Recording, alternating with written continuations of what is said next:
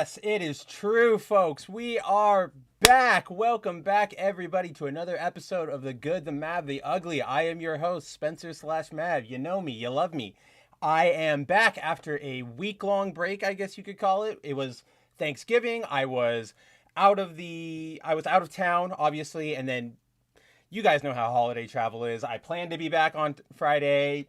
Schedules and plans all went up in the air, so I figured instead of trying to, finagle my mobile setup together to try and give you guys a good stream that would have obviously been like a mess and not connected to a good internet, and we wouldn't have had all of our fun setups and stuff. So I decided, you know what, pass over that week and I'll see you now. So here I am, and I'm glad to see everybody back again for another episode. Obviously, if you are new here, this is the show where we go in depth on topics that you might not go in depth on around the sphere, if you will. So toku, anime, more comic book, like continuity, deep dives and stuff like that. So yes, welcome to the show. We have a big one tonight. Obviously, you guys saw the thumbnail. You guys know what we're talking about. Focus tonight is on arguably, probably, he might be my second favorite X-Man after Cyclops, but Nightcrawler. There's a whole bunch of stuff that's happened with Nightcrawler this week. So we are definitely going to be getting into that. But before we do, I want to say, how's it going, everybody? And during this little bit, I just have to finish one thing for the stream. I didn't save my stream buddy. So when we switch over, there was going to be no stream buddy, and we need our stream buddies. They're traditions here. But before I get into that, while I add him to our window, let's see, add image. It would be whoa, that was bad. It would be really cool if I could just like swap images in, and also if I did my work on time and I wasn't rushing at the very end of everything. Am I right? But hey, that is the life you sign up for when you are the new editor-in-chief of Bounding Into Comics. Yes, folks, in case you didn't hear earlier this week on either our new stream 01 or on the WDW Pro Show on Monday, I am the new editor of Bounding Into Comics. I'm stepping into the role after John left the site. It's pretty cool. It's a lot of responsibility. They're big shoes to fill. It's a big mission to keep going, but I'm here to keep it going.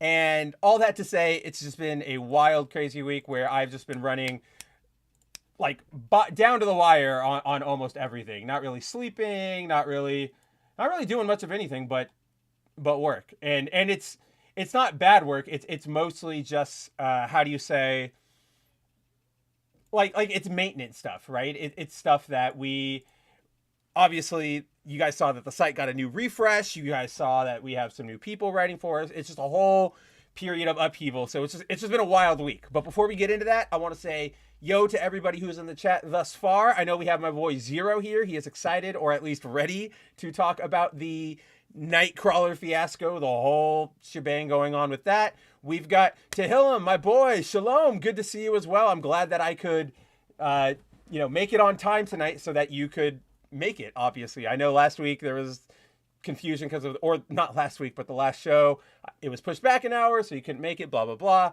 Glad to see you here this week. Josh is here saying, haircut, I'm unsubbing. Yes, I got a haircut earlier today because my hair had gotten to the point where it was long, but it was like in my face. I couldn't really operate in life without having it up in like a samurai bun. And it was just like, at this point, I just needed something low maintenance. So I went and I told my barber, I was like, yo, cut it all off, do whatever you want with it. So here we are. No more ponytails for a little while. We also have Meteor Advocate Timon. Good to see you, buddy. I feel like it's been a long time, but I know, again, it's been just as long as it's been for everybody. It's been about 2 weeks, but it's good to see you, my man. Tehillim says, just like how DC Comics date-ard many of their beloved characters and turn them into something they aren't. Oh, don't worry. We'll get into all of that trend in just a little bit. And then, yeah, exactly, Josh. Make me look very white. Make me look as white as possible. I do, like, the hair, it does feel that way right now, but that's also because it's, like, fresh. I got to find out what to do with it. But it feels better, and now I don't have to worry about things my desk is going to be a lot cleaner. That's for damn sure. Let's see. Timon says, I got a haircut too yesterday for the start of summer. Oh, that's right. You're in the southern hemisphere, so it is the start of summer for you guys. See, I timed this really wrong, and it is the we're partway good way into winter right now. So, or I guess we're not even technically into winter over here in America, but we're starting to get there, and that's when I decided to cut off all my hair. I know it's like the worst timing. I'll have to do it all over again once summer starts. Yada yada yada yada yada yada yada. But yes, that is what is going on in my life. Shinkai, what is going on, buddy? Nice to see you. I'm glad you could stop by. So, guys, what has been, before we get into our main topic for tonight, let me ask you something. How's your week been? How has everything been for you guys since our break? Genuinely, I want to know, did you guys have a good Thanksgiving? Did you guys have a bad Thanksgiving? Did anything happen? Yada yada.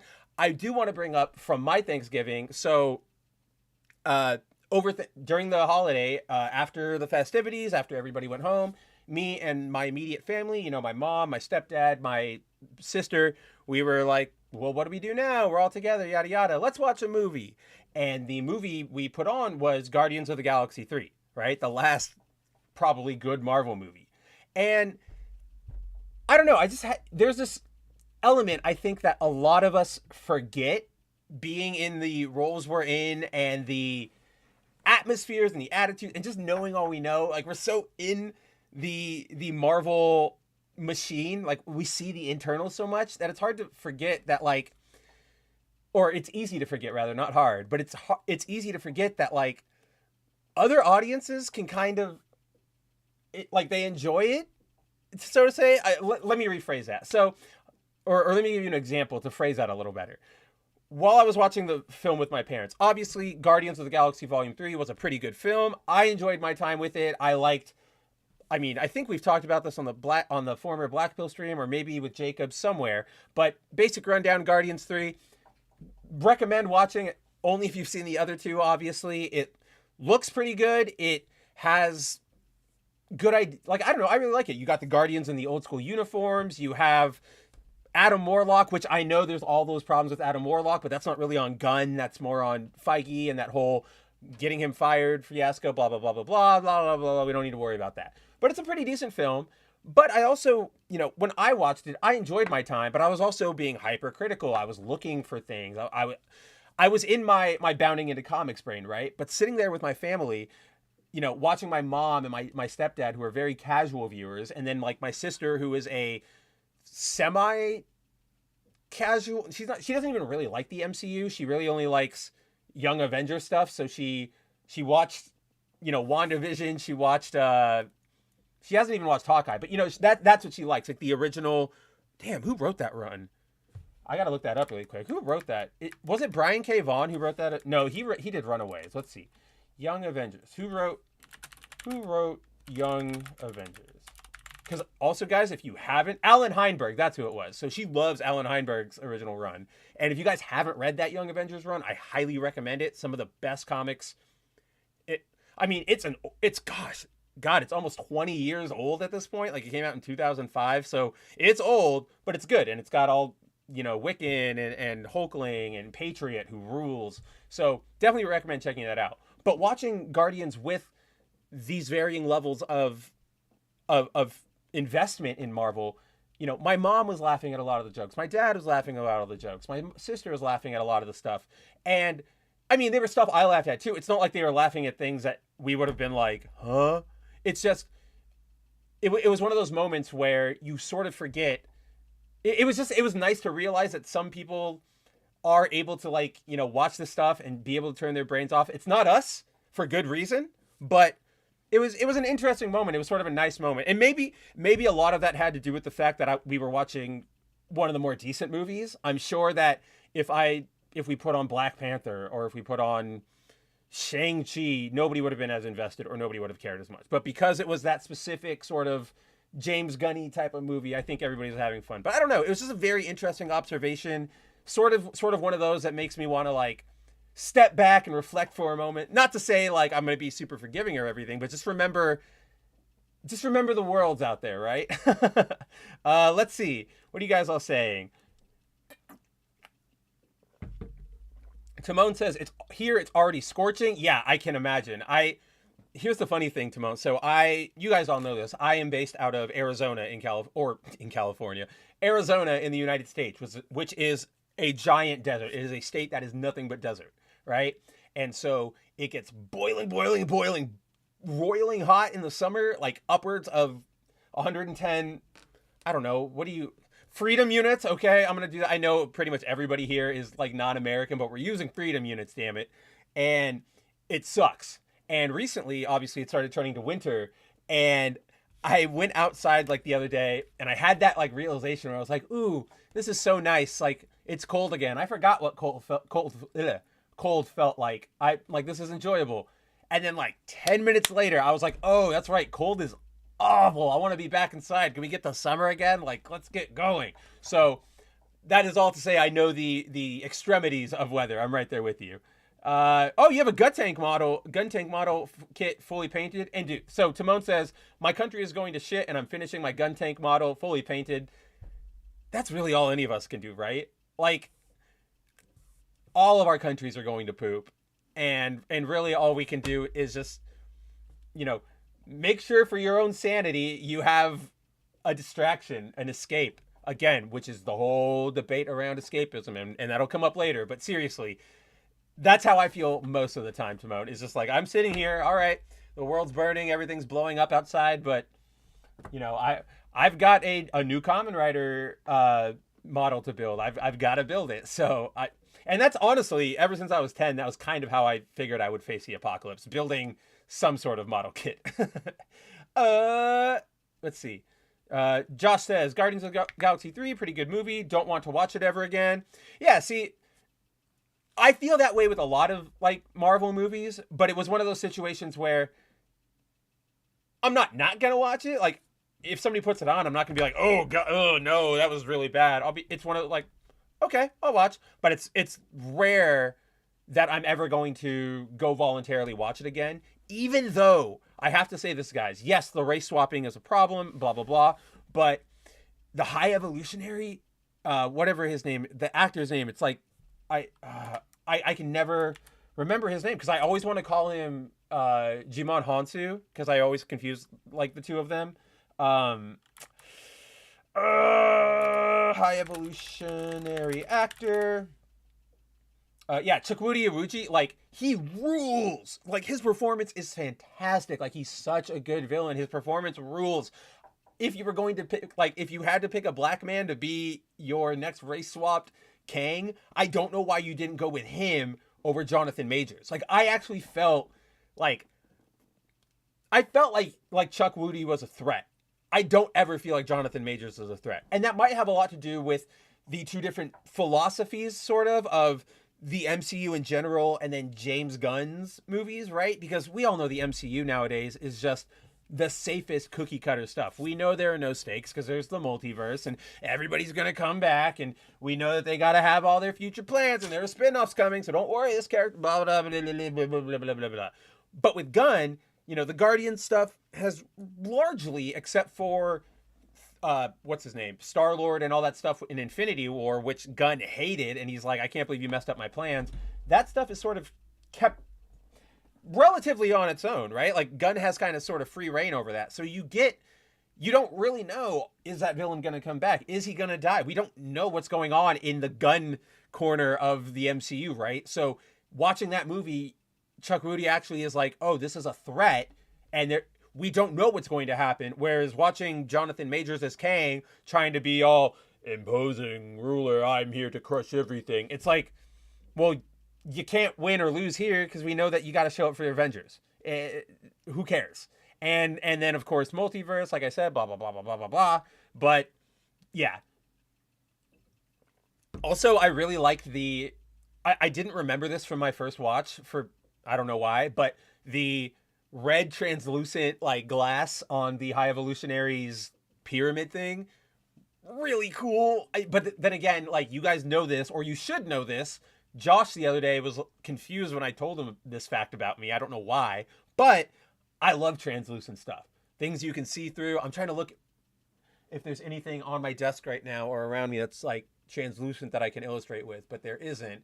But that's like, like the see-through windows on Legos and stuff. Like that material always rules to me, and it's an entire pyramid made out of that. How wouldn't I love it? So just quick note on that. Truth says, hey Spencer, just got home from watching Godzilla -1 and I really liked it. That's all I've been hearing. I've been hearing -1 rules.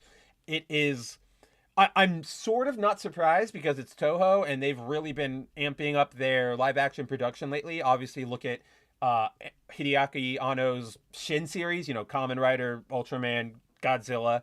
So I'm glad to hear it's really good. Everybody is saying it's really good. One of my favorite sort of phenomena is seeing like content creators and people, or what do you call it, like commentators who I know have their roots like mainly established in Western content, like especially like sword and sorcery stuff and all that, get into arguments online saying things like, of course, like Toho Godzilla is the return to the Godzilla we all know. Like, it's not bad. It's just sort of funny because it's like, I was here before you. I knew this. I knew Godzilla ruled. And like, of course, I'm happy to have the new fans and the support, but it's just like, you know, it's that dumb little non-serious, like, I was here first. So but yeah, it's for -1. I've heard it's great. We are going to be having a review on Bounding from our our good friend, Chris Sawin. He's going to rule. He always rules with his reviews, so this one's going to be good as always. Wonder if it'll create as much division as the Barbie one did. That was a hilarious like week and a half that I was not around for because I was out on leave. But yeah, look forward to that is pretty much how I'll end that. Timon says, not watching any new Marvel stuff, only after a reboot with them getting Spider-Man right. And I'm sure I've said this a million times, and if you guys ever get tired of hearing me say it, feel free to just like in the chat say like, shut the hell up, move on, Mav. But I don't want to watch this stuff anymore. Like after Guardians of the Galaxy 3, we were all still sitting in the living room and I just pulled up the final scenes from both Infinity War and Endgame just because I wanted to watch them. It was late night, you know. I kind of always get the inspiration to watch the crescendo of the MCU every time I engage with it. And I was just like in bewilderment of like, man, I remember when this stuff was actually exciting, when bad, you know, Endgame's not great, but it's still a decent ride. Even for all its flaws, I'd rather watch that than Black Panther Wakanda Forever, right? I'd rather watch that than The Marvels. I'd rather watch that than Doctor Strange in the Multiverse of Madness. It's such a jarring disconnect. And so like, if this was not my job, if I was not, you know, reviewing things and calling people out on their blatant lies, yada, yada, yada, if I were not a media reporter, I would not watch these things. I definitely would have watched Guardians because I like the Guardians team. And the second the trailer showed the Dan and what is it? The DNA, the Dan and Andy run costumes, like the blue battle jackets and stuff, I was sold. I was like, this is all I've been waiting for ever since 2008, ever since you first said that the Guardians were going to get a movie. Like at the time, the Guardians were my favorite team. I was like losing my mind. I was like, oh, this is going to be great. I can't wait to see these sweet uniforms. And then no, we got like Star-Lord's red jacket suit is cool, but I was like, no, give me your World War I Wellington costume. And then they gave it to us in 3, and then they took away the mask, which like the mask is the whole part. Like, or like that is his costume, you jerks. Oh man, there's no, on Google Images, everything is super like small. So I gotta like go large and look around for it, yada, yada, yada. I mean, I could just, oh, here we go. Why is everybody bad at pictures on the internet? Let's go to Marvel Wiki, Star-Lord, and let's see what the chat's saying while I do this. Josh says, happened the same to me when I rewatched The Flash with my brother. I appreciated it more because of him and how much he enjoyed it. Still shit, but newfound appreciation for it. Yes, Josh, thank you. I think that perfectly encapsulates what I was trying to say. Like, my opinion on the film didn't change, but I did get a different new appreciation for it, seeing how somebody who's not, you know, in the middle of all this sort of receives it. And so yeah, it was an interesting way to do a rewatch of something. You know what I mean? And I would highly recommend it. Now let's see. Finally got this thing pulled up. Let me go to the Stream Deck. Oh, poop. Not the right window. Chuck Woody. Telling you guys, Chuck Woody rules. And I will not take that back. So, this is the... When Star-Lord returned to the Marvel Comics canon in Guardians of the Galaxy and all the cosmic stuff during the Civil War era, 2006, this was the costume they brought him back with, right? And it was different from his original, like, weird owl suit from the 70s. But look at this thing. Like, this rules. Look how cool that is. He's like a World War I general. He's got the big gloves. He's got like chaps on his pants. He's got the like the high riding stirrups. It's just super cool. And you can see the mask there. It's just, we finally got it. And then it's again, it's sort of like the description I put in the video, right? 1 bamf forward, 2 bamfs back, where we finally got the suit, but you took away the helmet. It's like, you bastards. But while we're here, you can also see tonight's stream buddy is me. So in case you guys don't watch over on the Black Pill or the 01 stream over on Bounding Into Comics, if you don't watch us on Wednesday nights, we've rebooted the Black Pill stream. It is now called the 01 stream. And as part of the reboot, our friend Cider, our good homie Cider, made a bunch of amazing like graphics, intros, and everything for all the video production we're doing at Bounding. And as for the stream, he made a new intro, and in the intro, it's sort of framed as like the Bounding team are like an elite team assembled to fight back the forces of bad entertainment, right? It's really, really cool. But this is the graphic Cider made for me, Captain Spencer leading the charge, and I know, I think it's really cool. Unfortunately, my hair no longer looks like that as of a couple hours ago, but at the time, completely accurate. But yes, so I really like that costume. I want to see it more. I want them to keep using it instead of the red one, because the red one, Star-Lord's red comic or like movie costume is good for, like, it is a good costume, right? But when you have such an iconic, definitive one like this, it's really hard to give anybody a different suit. It's sort of like the Spider-Man problem, right? Spider-Man's always going to go back to that original costume because that design is just, it is perfect superhero, dynamic, wrestling, creep. It's everything. But, and then there are suits like, Scarlet Spider's suit rules or Ben's alternate suit. They're cool.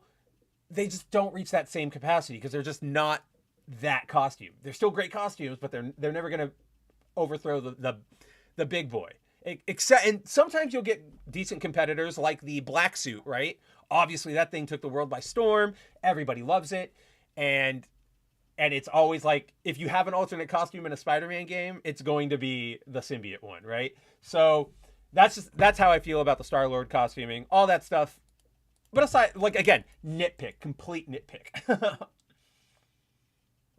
Let's see. Josh says, the second Marvel announces that Ned and Zendaya are coming back. I'm out. It means Peter didn't learn poop from the last movie and negates the ending too. I've had this talk with Josh before, and I agree. I wouldn't mind Ned coming back in a capacity because I think, like, I don't reintroduce him immediately as Peter's best friend again, but, it's somebody Peter meets and starts redeveloping a friendship with. I think that would be more believable than rekindling the romance with Mary Jane or with Zendaya's character, whatever her name is these days. It's not MJ. It is MJ, but Michelle, that's what it is. So it has to be done right.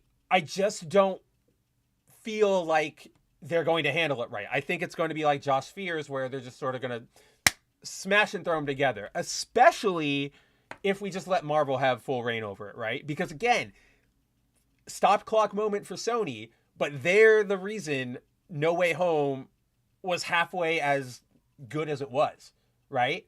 Because if Marvel was allowed to run roughshod over all that, we saw Far From Home. We saw what happens when Marvel doesn't understand how Spider-Man works. You know what I mean? So for yeah, I don't I so Sony needs to be like hovering on Kevin Feige's shoulder at all times. It needs to be like his Navi from Zelda. Shinkai says first day of snow got me, not too cold, which is nice. Oh, dude, I don't get snow.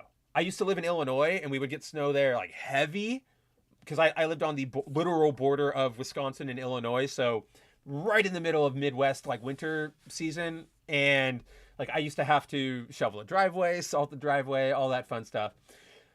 I sort of miss snow, but not really. What I mainly miss about snow and why I'm jealous you get it is I love watching I have a little dog. She's a corgi chihuahua mix thing. She's adorable, but I love watching her try to navigate through the snow because sometimes if it's low enough, she can like hop around a little bit, but during like blizzards, if I let her out in the backyard after a blizzard, it's like a cartoon where you see like a flat, clean surface and then like a line slowly falls as you see where she's walking. So I enjoy it a lot. I enjoy snow for that.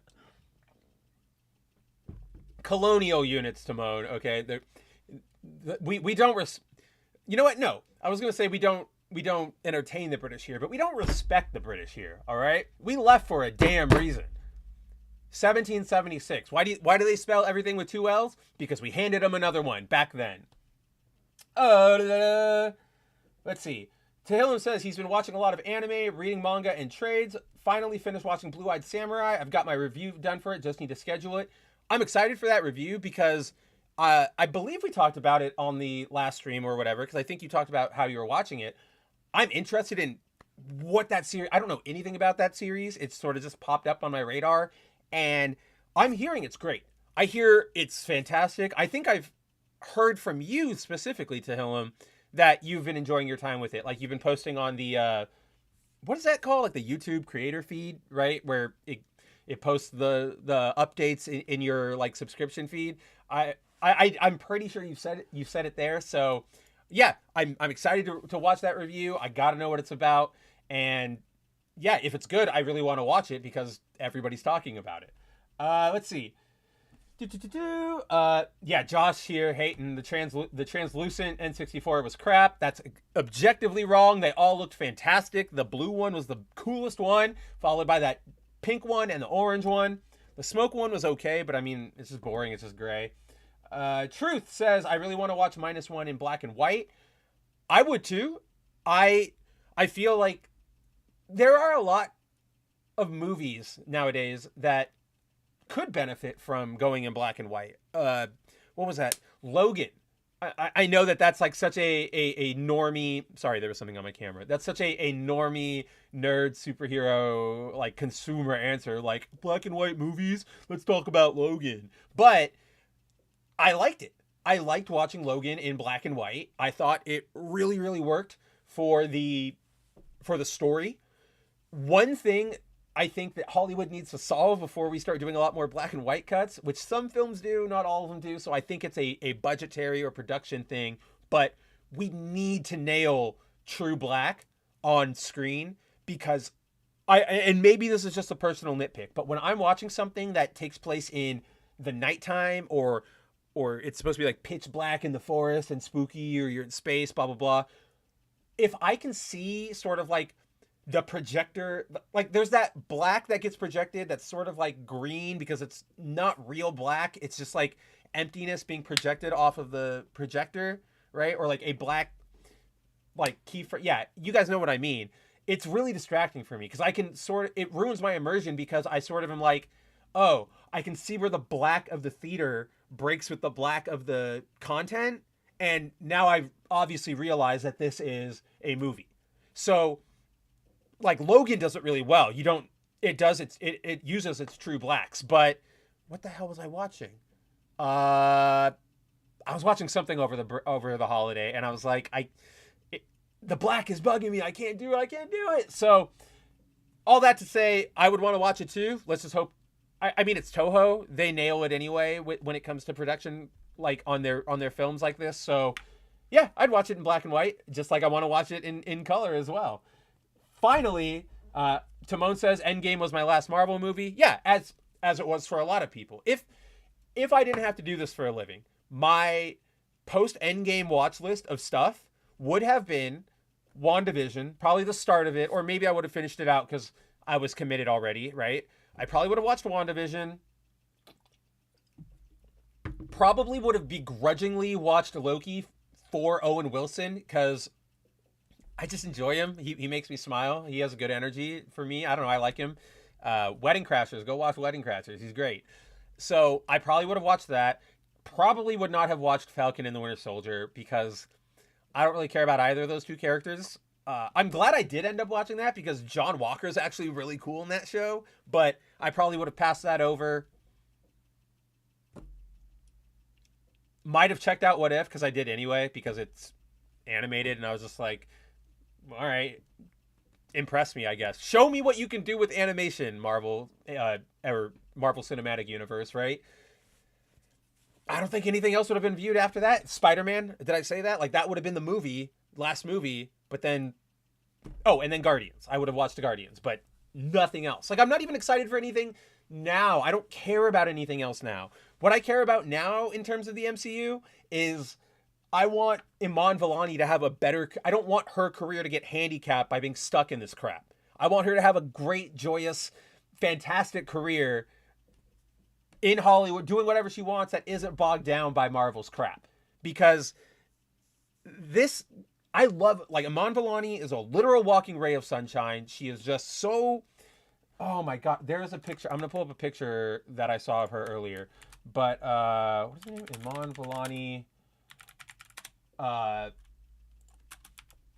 let's see. I saw it on Twitter earlier. Oh no, don't do this to me. It was so adorable. But there is a picture floating around of Miss Vellani. I can probably just find it by typing in her name, huh? Because, yeah, oh, that's cool. I didn't know. So, there, in case you guys didn't know, Iman Vellani, the actress for Miss Marvel, she recently got her first writing gig for Marvel Comics, writing it is a miniseries for, it is Kamala Khan, the First Mutant, right? And it's the first miniseries of Kamala in her, whatever you call it, like her mutant era, right?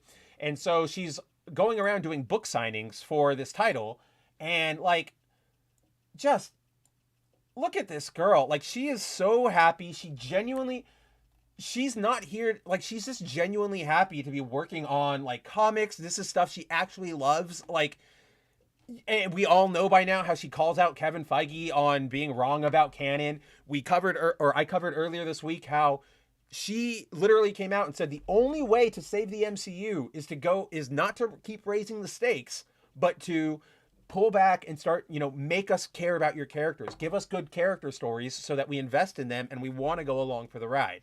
And so, like, I just truly hope Hollywood doesn't eventually spit her out like Jacob is predicting, even though I'm sure it's going to happen. But, like, she's just a ray of sunshine. She rules. I don't want, like, I feel so bad that she had to come into the MCU now when nobody's treating her like it right. And, like, look at this. Like, she's just so... Like, she genuinely enjoys the character. And this is sort of the thing where, like, it is such a stark difference in creative philosophies between her and sort of Marvel as a whole. Like, objectively, or I can't say objectively because this is going to be an opinion. In my opinion, the first Kamala Khan series, like, when she was introduced as Miss Marvel, pretty fun. It's a pretty good book. It's not mind-blowing, but it's a good sort of YA teenager book. It is Kamala has her own character. The fangirl sort of superhero thing hadn't really been explored in, like, as much as it did with her. She had, like, a genuine interest in Miss Marvel at the time. Carol Danvers even liked her lightning bolt leotard suit. It was pretty fun. But ever since then, kind of like with Miles Morales, she's just become a weapon. She's just become weaponized by Marvel for them to drop in and go, aha, see, look, we've got diversity, come buy our book. We've got diversity, come buy our book. And throughout all of it, throughout all of that advertising, right? Think about it, guys. Like every time they've tried to push Miss Marvel on us, ignoring the fact that Vellani's working on the subsequent book, but like the reveal that she's a mutant. Did anybody really like care about that? Did anybody care about her becoming an Avenger during Marvel Now and stuff? Like, no. And that's because Marvel kind of treats her, like I said, as sort of a tool, an object. You don't get a sense that anybody over at Marvel really, really cares about Kamala as a character, about writing a story about her, so much as they care about what clout can I get from having my name attached to the story. How can we, sucker more people into buying our books by inserting diversity? It's things like that emanate from almost every creative decision that comes out of not just Marvel editorial, but, also DC. Sort of like, who was that at the beginning? I believe that was Timon at the beginning who said DC is bending over all of their characters. And so when people criticize, Miss Marvel and her corporate turn, I guess you could, or her corporate manipulation, I don't know what you want to call it, but when people criticize her as a character, you often see the creators push back on just, you have, like, how dare you not like this character? You have to be a racist. You have to be a sexist. That's the only reason. The only reason the only defense I have of this product is on its marketable traits. Cut to Vellani, who, I'm going to give her the benefit of the doubt and say she's not oblivious to the backlash to her character, to Marvel's treatment of her character, and especially the whole mutant fallout, right? I'm sure she's not unaware of that, being the big fan that she is. But she is enjoying her work. She's clearly writing Kamala from a place of love. She cares about the character, where I haven't read the series yet. I'll probably read it when it's all collected in a trade. But I feel like this, if this book sucks and it's not that great, I'm going to be more forgiving of it and go, well, it's just a bad book. As opposed to if, say, Jason Aaron wrote it, I would go, this is not just a bad book. This is a bad piece of, it's not even propaganda, because I don't think it's working on anybody, right? It's a tangible form of doubling down, or like a verbal form, a rhetorical form of doubling down, which I guess is just doubling down. I don't know why I had to get fancy about it. But that is the stark difference between these two attitudes. And I just, protect Iman Vellani, let her do her thing. I hope the book is at least decent-ish, because, we should encourage new talent who actually care about the stuff they're working on. I don't know, man.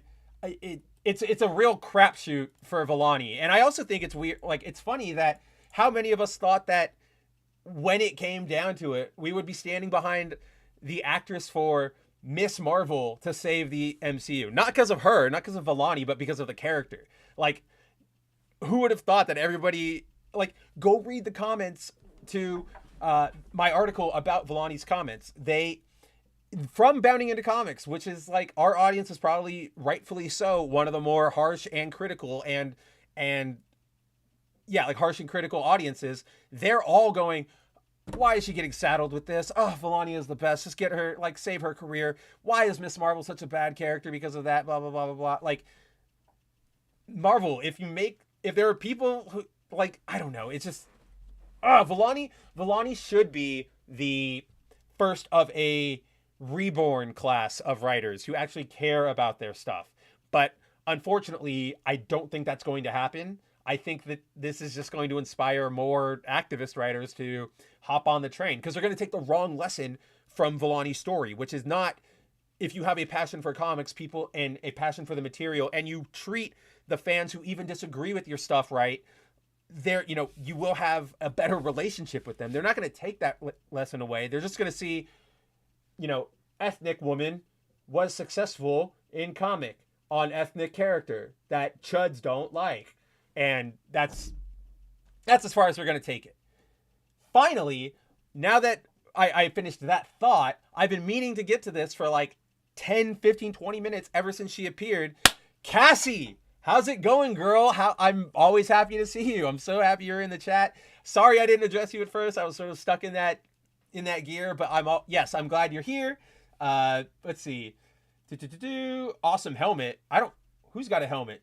Timon or oh, I had something pulled up. Oh, Star-Lord. That's what it was. Right. Yeah. Duh. Zero, we're gonna get to Mystique and Nightcrawler in a minute. Don't worry. This is how the show always goes. We start with a smattering of topics, and then we get to our main story for the night. Let's see. Yet you kept the Imperial system. Look, if I was in charge, everything would be measured in stars and stripes. Just instead of inches, it's like stripes. Your 12 stripes, and then yeah, like inches would be stars. Your 12, or so it'll be like your 6 stripes and 2 stars. That's your height. That's your measurement, right? Or I need to get a 72 star TV. That's if I had to do measurements, that's how I would do it. Vote Mav for U.S. president, world dictator, whatever role I need to get that done. Let's see. Truth says, I actually like the effect where something is black and white, but changes some aspect of it to red, yellow, or purple. Color play like that is really cool, and that's not what I'm talking about. Like I am right there with you. Who's it? Oh my God. Kurosawa. When he finally got to Akira Kurosawa, Japanese film director, when he finally got to use color in his films, he used it in like very striking ways with very pointed reason. It would be a very dull castlescape, and then the soldiers, the royal soldiers, would be in crimson red flying down the battlefield. So like I like stuff like that, but what I'm talking about is just like go to your local movie theater next time. Not a fancy one, not a big one, just like your $2 movie theater. Watch what happens when they hit the lights and they start projecting. All the black is going to have sort of a green tint to it because it's not what's called true black. It's just it was the limits of the technology at the time. Obviously, in years past, we couldn't get blacks as accurate, and so it's just technological. What should we call it? Like the trail of development that everything goes through. But it's a personal pet peeve of mine when blacks are not true, and I can tell that I'm not watching, or I can tell I am watching a movie. Let's see. Josh said that the last film he would have seen was Doc Strange 2 for me because of Sam Raimi, and we know how that went. See, I wonder. I'm torn on that, Josh, because on one hand, yes, Raimi, but I also just don't really like. After WandaVision, I didn't really care about Wanda and her kids and that whole plot line because it was just so messy and dumb, and you know what? Okay. I kind of have to go with Josh here. I have to. I digress. I will take the L. I probably would have seen Strange because I just remembered all of the trailers put a huge focus on Shuma Gorath, or what do they call him in the movie for legal reasons? Giganto, right? They put so much focus on him in the trailers. I was excited. I've loved Shuma's ever since Marvel Superheroes versus Street Fighter. He's just always been that weird sort of goofy, out of left field fighter, and he goes out like a bitch. Like there's no other way to say it. He just goes out like a bitch. He has a 3-second fight against Doctor Strange and then gets his eyeball just popped out like a literal elder god. Where is RC right now? Like he knows what I'm talking about. Like this is an eldritch god and you just pop its eyeball out and that's it. I don't know. Very underwhelming. So yes, I probably would have been tricked into seeing the film, and I definitely would have walked away just as disappointed as I was now, having watched it. Let's see. Iman Vellani's got grandma neck. Let's see. You can probably see it better in the other picture. Let's see. Oh yeah, that's some pretty bad grandma neck. Oh well, you can't help it. Whatever. I got man boobs. Whatever. Let's see. Yeah, Zero says that's the funny part. She looks like she actually likes comics, right? Like she looks excited to be in a comic book store, around a comic book environment, around this stuff. She's not disconnected behind a table, just looking off and, okay, yeah, you like Captain Marvel Volume 93? We just rebooted it with a number 1. like she's in it. And then Tehillim sort of backs us up with this, saying this stuff is becoming a rarity these days. It's being turned into a slave trader industry. In this case, the slaves must reach an ESG quota. Jeremy Adams was great on the Flash run. Found I enjoyed him over Joshua Williamson's Flash.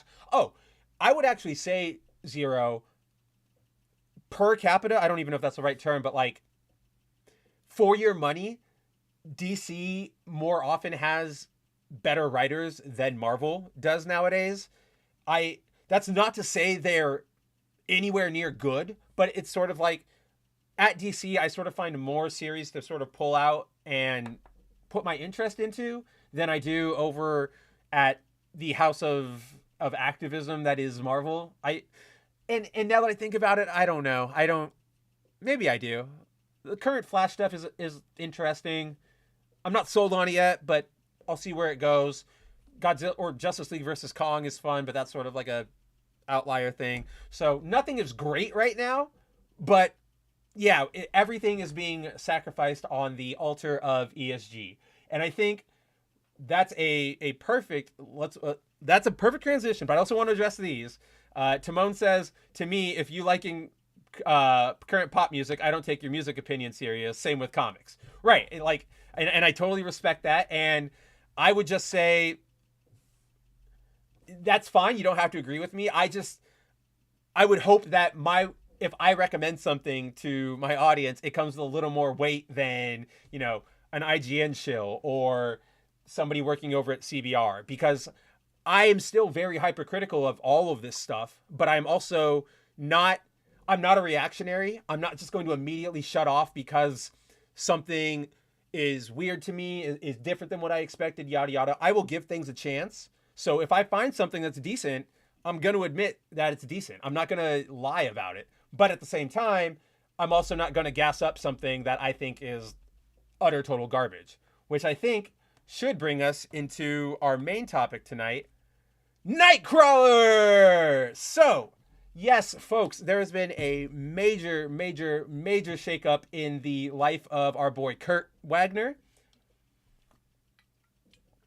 So, let me take you guys back. If you've read my article on Bounding into Comics on this topic, this will be sort of a spoken word version or a spoken word recap of that article's own recap. So a recap of a recap. We're going deep here. Let's go back to the magical world of the... Shut up. That's not what I want to hear from you. Of the 1980s. And start with a little writer named Chris Claremont. Or... Actually, we should start before Claremont and start with an artist named Dave Cockrum. So, during the heyday of the X-Men, or probably even the heyday of Marvel, let's be honest, in the 80s, there was an artist named David Cockrum. And he was responsible for creating a lot of characters that we all enjoy, but two specific ones. And that would be Mystique and Nightcrawler, who we all know sort of... I don't know how many of us were there to experience the reveal as it happened, but as we all sort of, in a post-Mystique connection to Nightcrawler world, we all sort of assumed that was what they were always building towards, because it was so very obvious that they looked so alike that they had to share some sort of connection. So eventually enter Chris Claremont, who during his run on Uncanny X-Men began to solidify the idea that Mystique was the mother of Kurt, right? He never came out and explicitly confirmed it. But it was always something he was sort of hinting at. He was always sort of teasing at. There are a word panel here, a panel of Mystique and Destiny here. Little hints throughout his run that Nightcrawler was related to Mystique. Eventually, the 90s come around, and in 1994, Scott Lobdell, who he's a decent writer, he's not bad, he's not great, he's got some stuff, he decided, let's make it official. So in this issue of, I believe, what issue is this? This is Uncanny X-Men. Yes, I was right. They, Mystique, or no, sorry, this was Chris Claremont teasing that there might be a connection, and then later on, let me grab the panel, in there was, when Scott Lobdell finally showed up, he confirmed that Mystique was in fact Kurt's mom. And that is where, so this whole saga, as with most X-Men stuff, is super complicated, but this is where we get Kurt's definitive, or not, I would say definitive origin. It's sort of the origin we all know about him, right? Where Mystique, living in Germany, Austria during the during like the early 1900s, is a wealthy socialite, meets and starts, gold digging off of a wealthy upper elite businessman by the name of Count Richard Wagner. The two move to have a son, and when the baby is born, it comes out blue and demonic, and oh my god, I can't take care of this baby. So Mystique runs away. She flees as the villagers of her town chase her, and eventually she comes to a cliff. And in the original story, at least told by Kurt's brother Graydon Creed, she trips and drops him off the cliff, yada yada. But in reality, she, did the what is that movie 300 thing, where she's like, you're not going to be like, you will have a life of torment, a life of hell, a life of death is better for you than this, and tosses him off the cliff. Fast forward a few more years, and we get to... Okay, so then we get to a writer by the name of Chuck Austen. Now, if you guys don't know Chuck Austen, consider yourself very, very, very lucky. The best way to describe Chuck Austen is Reddit atheist. If you read this guy's work, so much of it is centered on Reddit level criticisms of religion, very, stuff that never really amounts to more than, if there's a God, why does he let bad things happen? The most very base, dumb, easily pushbackable theological question of all time. That is this man, complete atheist, hates religion in all its forms. Not even to the point where, it's not like me, who has problems with religion but doesn't really care if you practice, do you. It's not like that. This is a man who, would troll Twitter, and might even to this day, maybe he has a burner account, but he would troll Twitter. He would hypothetically troll Twitter, looking for people saying things like God is good, and go, actually, there is no God. That's the kind of person, that's the level of mental development we're sort of, or not mental development, mental development, but also the level of argument we're sort of dealing with here when it comes to Austen. So Austen in the early 2000s he takes over the run, or he takes over the X books. He becomes the new X lead. And in his books, as you can sort of see from this panel that I brought up here, he plays with this idea, he institutes this idea that he never got to outright confirm, but he was clearly, obviously building to, and it just needed a mention in the Marvel Universe handbook. He was building towards this idea that angels, gods, demons, all that stuff from religion wasn't divine or supernatural or any of that stuff, but rather based off of humans worshiping early mutants, right? And so in this panel, you can see that he explains it here, but they uncover a site of bones that predate the first human civilizations by 15,000 years, right? And so, and then, when it came to Nightcrawler, well, obviously an atheist with this, yes, exactly, to him, an immature atheist is the best way to describe Austen. But when it came to Kurt, and you take a highly religious character whose Catholic faith is very important to him, that is part of his character, and you give him to an immature atheist, you're going to get just does it come as a surprise to anybody that Austen completely ran roughshod over Nightcrawler's character? So not only there are two major sins from, and that's a pun intended, from Austen's run when it comes to Nightcrawler. And one is less a sin, and one is more convoluted. And we'll get to the second one in a second. But the first one, very simple. He literally retconned away Kurt's Catholicism to the priesthood, or conversion to the priesthood. He sort of made Nightcrawler lose faith in religion. There was a whole plot line where they were setting Nightcrawler up to become the Pope, because then they would use Nightcrawler as a false flag against religion. All of this stuff. It was so bizarre and wild, and it's all just because he didn't like the idea of Kurt being a Catholic, right?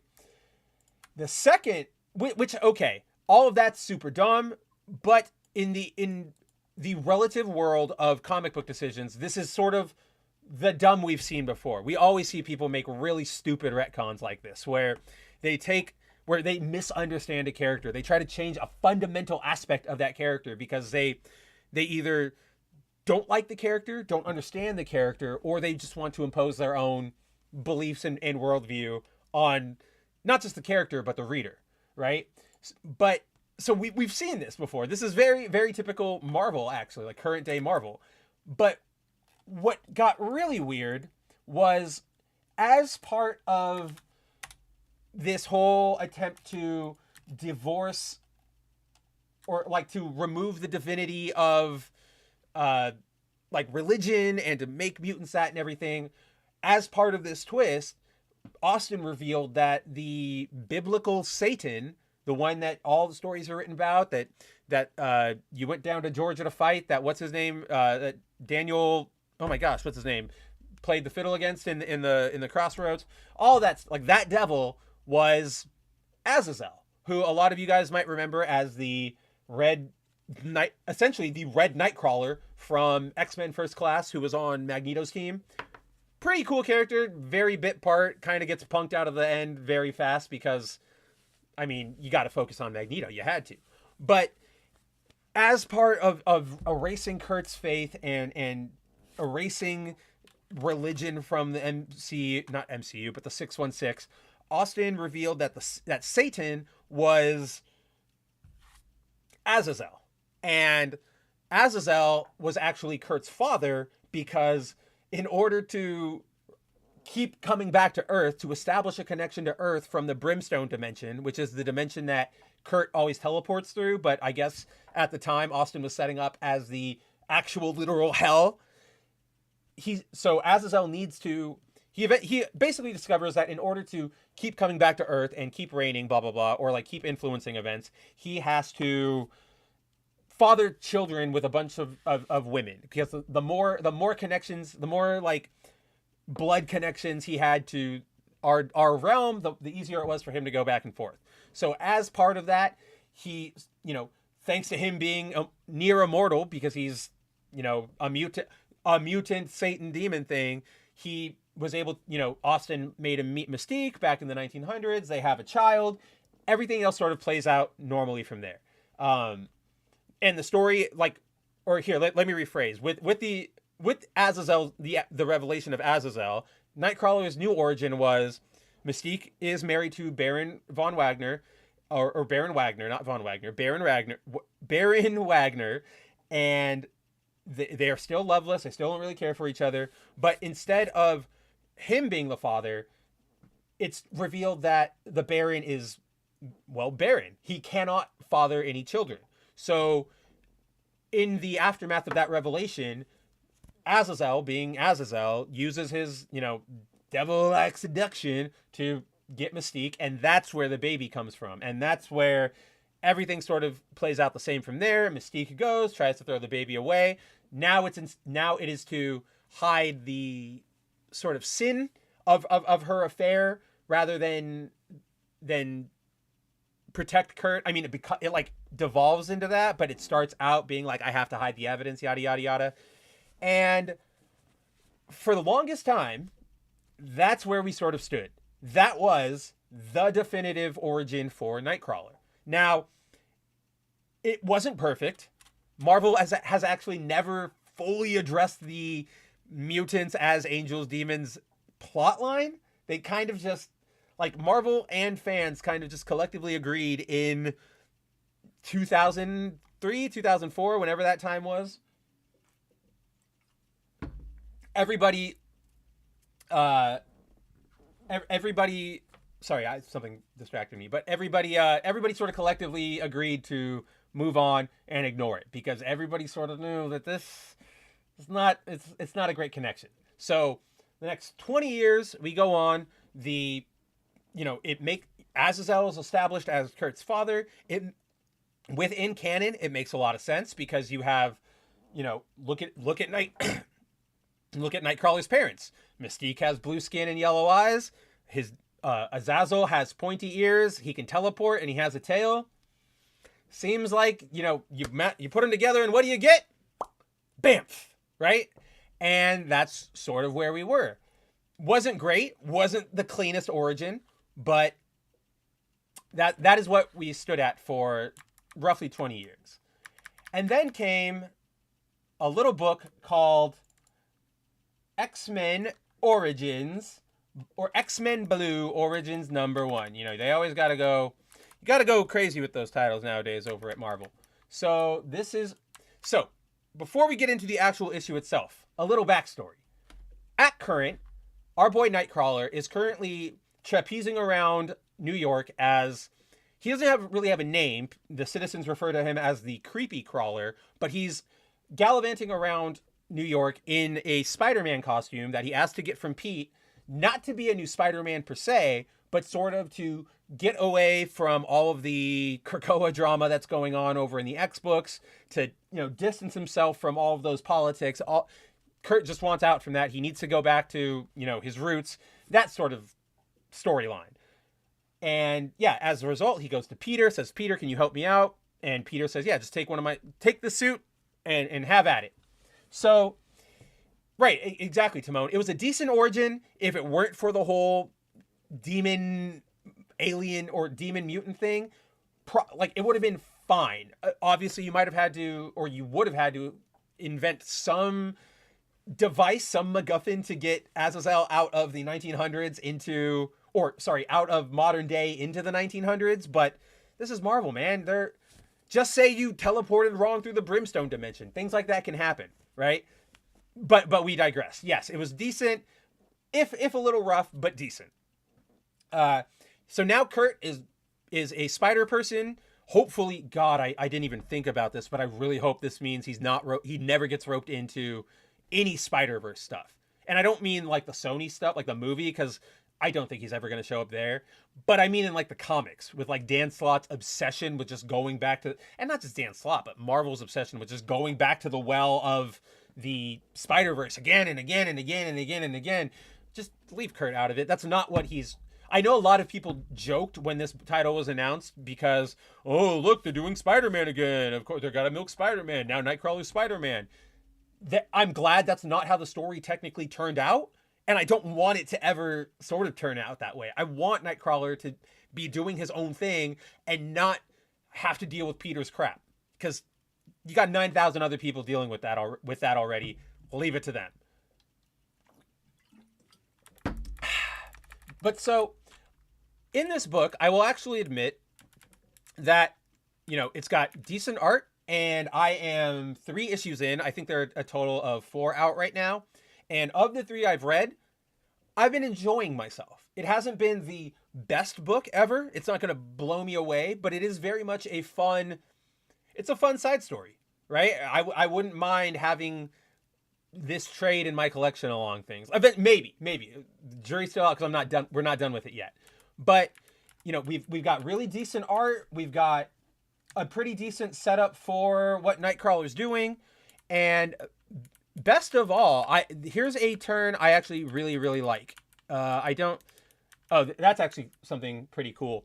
I don't know how anybody else feels about this. I kind of like this idea just because it sort of brings back this idea that Marvel is actually interconnected and not just for big team ups. But with the whole Orchis plotline going on in the X books right now, where for the millionth and fourth time, the X-Men are enemies of the state and being hunted and blah, blah, blah. This time their opponents are an organization called Orchis, which are, think of S.H.I.E.L.D. if it was anti-mutant and that was their job instead of like Homeland Security, right? And as part of that organization, Vulture has been tapped to sort of be like their head of R&D. And it's like, oh yeah, you guys remember that Vulture is actually a genius. Like he knows what he's doing. And they also did this cool, this storyline is, or this plot point is that Orchis is weaponizing the Warlock stuff. I always forget the name of that virus. It's not the TO virus. That's what's getting Cable. But whatever makes Warlock from X-Force, that machine interface thing, they've weaponized it and they gave it to Vulture. Pretty cool. I think it's a coolish concept. I have to see more of it. I haven't, again, I'm not caught up, but that's where we are. But for the most part, this book has been pretty decent. And let's see. Let me pull up. Oh no, it closed because I'm dumb. But there's been a very interesting. One thing I've really liked about. Oh man, that's not the right book. That's not the right book either. That's the right book. So one thing I've really liked about this book actually is that there is there's a romance in it, and it's a romance between Kurt and Silver Sable. Silver Sable has been hired by Orchis to track down this new Spider-Man, Nightcrawler, blah, blah, blah. And in the process of it, Sable just sort of finds herself enamored with him, right? And while they dance, they fight, they're see, hold on, is it the techno-organic virus, Dozer? Because I thought the TO virus was different, and that was the stuff that goes for Cable, right? Is Warlock the same thing? I genuinely can never remember. I always feel like it has a different designation, but I could be completely wrong. And yeah, that is the long short of this Silver Sable Kurt relationship. But I like it because it's Silver Sable sort of being like, oh, I'm impressed by by who he is. He's like charming me just by existing. And Kurt is doing his whole, swashbuckling, quick talking pirate. And yeah, they end up having a relationship. It's a fun, that's exactly it. Shinkai, it's that tale. I think she even admits it in a panel, like, is it right here? Because yeah, they kiss. Oh no, but see, yeah, she is just like totally falling for him. It's cute. Obviously, I like romantic stories, not necessarily in my comic books, but I like slice of life manga and stuff like all that. So when you can do a good, cute romance in a comic book that doesn't take away from everything, I like it. I enjoy it. It's cute. I hope it turns out to be not run roughshod. Like, why am I using that phrase so much today? It's like the third time. But I really hope Marvel doesn't just shred it and crap all over it, because it is an interesting development, and their dynamics are fun. It's not the newest, most original development. It's Target falls or like Hunter falls in love with the hunted, yada yada yada. But I'm enjoying it. I like it. And yes, that tail is going places, Timon. You know it. I mean, it's what do you call it? Not ambidextrous, but like he can move it. It's independent. You can move it on that own. Just imagine the possibilities. Let's see. Shinkai says, you would like novels, or are you talking about light novels? Because yeah, some light novels are fun, and then some light novels are Sword Art Online, right? Yeah, light novels are sort of fun, or can be fun sometimes when they focus on cute little stories like that. And yeah, no, it's just a nice little thing where I go, oh, yay, I like these characters. I'm not necessarily a huge fan of, the soap opera dowager, oh my gosh, twists and turns, we can never be together sort of romance. But if you can do a cute, good romance, I'm in for it. But, and then yeah, Shinkai says, that's what I liked about him in X-Men Evolution, his fun personality. Oh, novellas. Yes. I would like telenovelas. Is that what you're saying, Timon? Yeah, Shinkai says, that's what I liked about him in X-Men Evolution, his fun personality and tale. So yeah, in this run, we do get a lot of that fun personality, right? Like here. Where was it? So he gets Sable and Nightcrawler get attacked by Rhino, who's under Orchis' control, and you see Kurt right here. He says, oh, like, we're in trouble. I think I could manage 2 people again to teleport. And then, what happened to feeling drowsy? Ha! I'm very quick to recover my stamina. It's a mutant thing. See, being a little, like, fast talker. And then Sable goes, "Where would you take me?" And he goes, "Where wouldn't I? But alas, I didn't mean you." And then he jumps on Rhino and teleports him away. And like this is the sort of Kurt I like. Like, he's a swashbuckler. He should be like Dread Pirate Roberts in The Princess Bride at all times. And I mean, unless he's, going through something as part of the storyline, blah blah blah blah blah. But it's, for the most part, this run of Uncanny Spider-Man, as they're calling it, has been enjoyable. Nothing you need to go at least at this point, nothing you need to go run out and grab. But if you're deprived of a good comic book story and you want to hang out with Nightcrawler, I would recommend checking it out. Again, I'm not caught up. There's still issues to go, but that's where we are here. Now, out of nowhere, or rather not out of nowhere, but sort of riding on the coattails of this sort of experiment, is the side story of Mystique, who you guys probably saw. She makes an appearance. I believe she's in this issue. Yeah, up here, where Kurt has been receiving reports of a homeless person in Central Park sort of harassing people, running around, screaming about mutants. And he discovers that it is actually a sort of traumatized, what's the right word? Like, shell-shocked Mystique who's like lost her mind ever since she thinks Destiny is dead right now. Krakoa fell, all of this stuff. She sort of just had a mental break. And now she's straggling about in Central Park. And let's see, Timon says, so Nightcrawler is like Black Cat and Sable is like Spidey. Oh, hey, I didn't recognize that, but yeah, actually, kind of. And actually, maybe that's why I like the dynamic so much, because it's just a good dynamic in general when you apply it to anybody, not just Kurt, right? That's a good point, Timon. Thanks for reminding me of that. But so, as part of the Uncanny Spider-Man storyline, Kurt is, he finds Mystique, discovers it's her, and he decides, okay, I'm going to watch over her for a little bit. I'm going to see what's going on, because at the end of the day, mutant, villain or not, it's my mom, and it's kind of hard to turn your back on your mom. So that was sort of a side bit running, one thread running through the Uncanny Spider-Man books. And then we got, and I don't want to call it a surprise revelation, because I'm sure this was planned at some point, but this random one-shot, X-Men Blue Origins. Not, there is no current X-Men Blue book going. Don't know why it wasn't run under the Uncanny Spider-Man banner. Like, this definitely feels like it should have just been Uncanny Spider-Man issue, I think they're on 5. Like, this should have just been an issue, but they decided to go all out and make it a special. And so, remember everything I just told you guys about the long history of Nightcrawler's birth between Mystique and the Baron and Azazel? Well, thanks to writer C. Spurrier, or is it Spy? I can never remember her first name. I was just going to say Spurrier. Where's the title page? There it is. Yeah, C. Spurrier. So, in this issue, we literally pick back up on Kurt watching over Mystique, yada yada. Finally, he gets a chance to confront her. And, as you can see over here, he's yelling, "Your baby, your son, he's fine. He's right here." Right.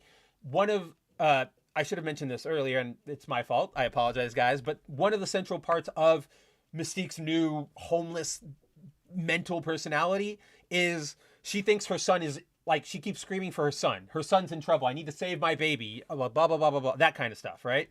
Oh, trust me, Cassie, this gets to Women Don't Need No Man very, very hard. And so, eventually, Mystique finally has a moment of clarity, and in breaking, sort of starts recalling everything to Kurt, starts telling her why she's so broken right now, why the thought of Destiny is crushing her, why she can't live without her. And we sort of go back through the whole, she confirms the story that we just went through. The Baron was there, Azazel seduced her, and they got pregnant. But in reality, as Mystique reveals, this wasn't. Oh yeah, and Kurt's using his soul sword while Spider-Man, so it's like a soul teleporting Spider-Man. I don't know. It's fun. It's the kind of goofy shit comic books should have all the time, right? And so, gives her the hope sword. It sort of restores her mind, And this is where we learn that, you know, all those pregnancies she had before, the one with Azazel, the false ones with the Baron, they weren't real. They never happened. What actually happened was that she decided, right here, as you can see on this rightmost panel, Destiny one day, and again, remember guys, Destiny and Mystique at this point have been lovers for centuries, or I don't think centuries, but decades. They are a very long couple at this point. And so while married to according to Mystique, she's always married, you know, she's always used people to her advantage whenever she's needed throughout life. That's why she married the Baron. But now it wasn't just for her. It was for her and Destiny that she took advantage of the Baron, right? And even sort of hired Destiny to be a maid so that they could continue their affair while she was married to the Baron. It's very typical telenovela stuff, right, Timon? So nothing out of the ordinary yet. But then we have Destiny saying right here, I find that I would like to build a family with you, Raven. And, you know, right here, Mystique confirms there were other pregnancies, other births, before and after, accidents, inconveniences, tragedies upon arrival, but never a child conceived in love.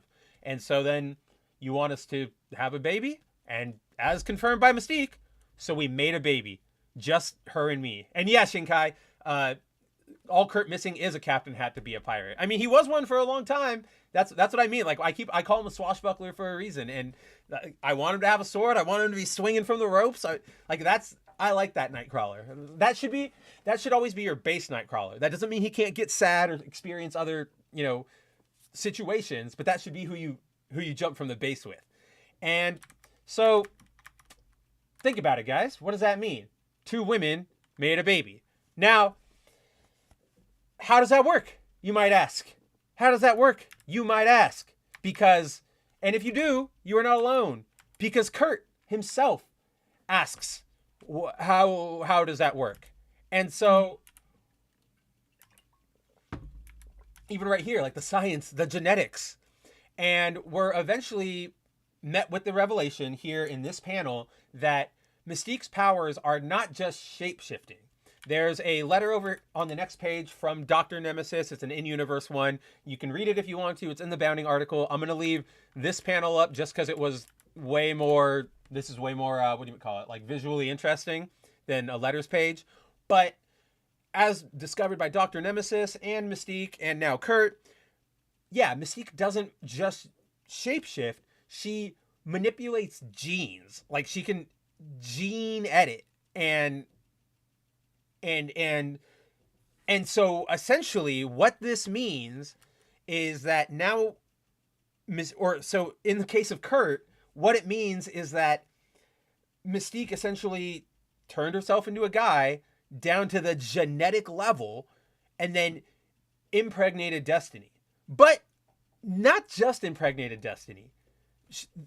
She impregnated Destiny using, as she describes in this panel, which I'll read out in a second, using sort of everybody she's ever been with as a blueprint for Kurt's birth. Quote, normally I wouldn't dirty my hands with gametes, borrowing traits from the flesh I've touched, the people I've known. Christian Wagner, the Baron, Azazel, and countless others. They were but the shades on my palette, right? So it's, and then yeah, from there, it's just more of a recap. She gives birth to Nightcrawler, and then, you know, everything sort of follows the same from there, where the townspeople freak out. She has to run. She almost drops Kurt, blah, blah, blah, blah, blah, blah. They also sort of reestablish that he was, why did they say something that they were setting him up as, oh, that's right. They tie everything in about Azazel and him trying to make Kurt like the new leader of Hell. Essentially it's all retcon to being Destiny's plans, and she could see the future and yada yada yada yada yada yada. And that is sort of how they roll it all together. It's messy. It's not great, but for the purposes of our discussion, that's what this is. This is where we're at, right? Mystique is now a near Omega level mutant who can manipulate genetics, and she impregnated the love of her life with a baby made up of the qualities of every other lover she had ever been with. I don't know. So hold on to that thought. We'll get to that, right? Hold on to that thought, Spencer. We'll get to it. You got it, Spencer. We'll get to it. Let's see. Zero asks, was it ever established before that Mystique's whole biology changes according to the person she shapeshifts into? No, it's never been. It's been established that her, like, body changes, right? Like, she can make her body have male parts or female parts, but they never. If she was a man, it would never function as it would on a biological man, right? Like, that was the whole. Like, that's the whole thing that gives her away oftentimes, is that she isn't 100% that whatever she turns into. And there's also a caveat that she can't mimic the X gene on people, or like she never could, and now they reaffirm that here because it's genetic manipulation now. But I think if you go read that Dr. Nemesis letter, they slowly are hinting that it looks like they're gonna take that away. So expect what is it called? The Super Adaptoid Mystique coming to your comic shelves 2025. I guarantee it. Like, clip this. It will happen. So yeah, Timon. So she can choose to be a mutant or not, doesn't she? So yeah, that's the thing, is she still has her X gene. That's the only thing for some reason she can't manipulate. And again, it doesn't make sense, but hold on to that. Zero says, more like they plan to make Raven into a trans allegory. If you ask me, you know how warped the minds of Marvel are. Yes, we'll get to that. So Nightcrawler is like Cell, a petri dish of random mutants / people. Correct. Yeah. And so yes, the answer, Shinkai, is yes. Mystique is, or Nightcrawler is essentially Cell. Now, okay, so obviously this is not a great turn, and it's not a great turn for a number of reasons. Now, let's start off with the elephant in the room, which is what Zero just said, which is this is obviously supposed to be a trans allegory. Now, if you guys know me, and I know I'm probably breaking from a lot of your guys' opinions, or like my audience's opinions, or just, I don't know, opinions, I'm pretty cool with LGBT people. I think gay people and lesbian people are all valid. They all should exist, blah, blah, blah. I think genuine trans people are rare, but do exist, and yada, yada, yada. However, if you also know me, you know that I'm not a big fan of the performative liberalness that we find ourselves in nowadays, right? And that's where, when it comes to this Mystique development, one would think I would be torn, but I'm sort of not, because on one hand, yes, this, in the context of Marvel and superpowers and fantasy, this sort of explanation isn't out of the ordinary. I know a lot of people in this sphere, a lot of the more conservative commentators in this sphere, like to harp whenever they hear in sci-fi, like, oh my gosh, they made a baby and a woman. Like, if a new sci-fi production comes out, they're like, oh my gosh, they made babies in tubes, they're making men pregnant, like, blah, blah, what is all this? And it's like, you guys, these have all been sci-fi concepts for years. People just play with it because it's different. It's weird. Like, that's the point, right? And I think they leap a little too fast to judge on that sort of topic. Like, so to me, what am I trying to say? It's not even that I forgot what I'm trying to say. It's that I don't know how to get this out. It's like it is, like, I can admit that, and I can agree with that it is sort of a base level sci-fi concept, and that it makes sense within, like, we'll get to how convoluted and stupid this is, but if you want, technically, if you follow the logic, it can work until we get to the whole how does Nightcrawler have mutant powers sort of thing, which we'll get to. But it is really, really, really hard. Oh, and there is the point, which I forgot to mention, because it's really hard to find a place to insert it in the flow of events. But in the 90s or in the 80s, Claremont discussed, we want to reveal Nightcrawler's parentage. Like, that's going to be something I want to do during my run. And during that time, he tossed out a bunch of different ideas, one of which was going to be Nightmare, like the villain Nightmare. But eventually he decided he wanted it to be Mystique and Destiny.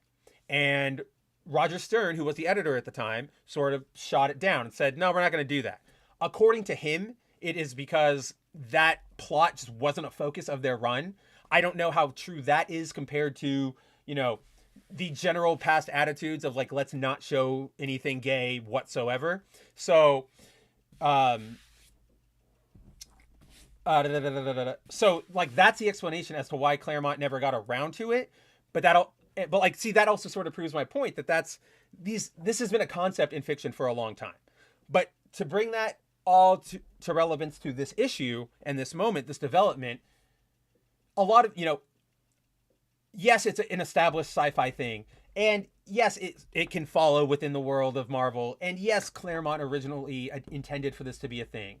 But the problem is, one, just because you intend something, that doesn't mean that's ever how it's going to make it to the final product. That's like a lot of people tend to point to deleted scenes or cut script moments or ideas that directors never, when they give interviews and they say things like, oh, I wanted to do this but never could.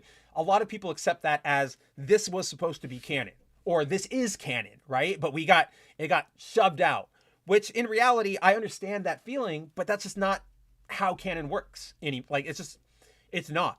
And so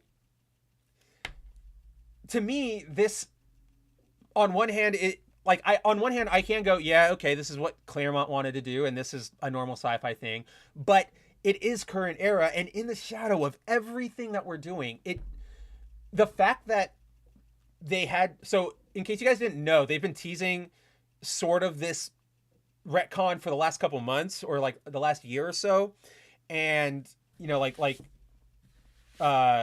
of comic book like CBR picked up on it, like, ooh, are they finally going to make right what Claremont wanted?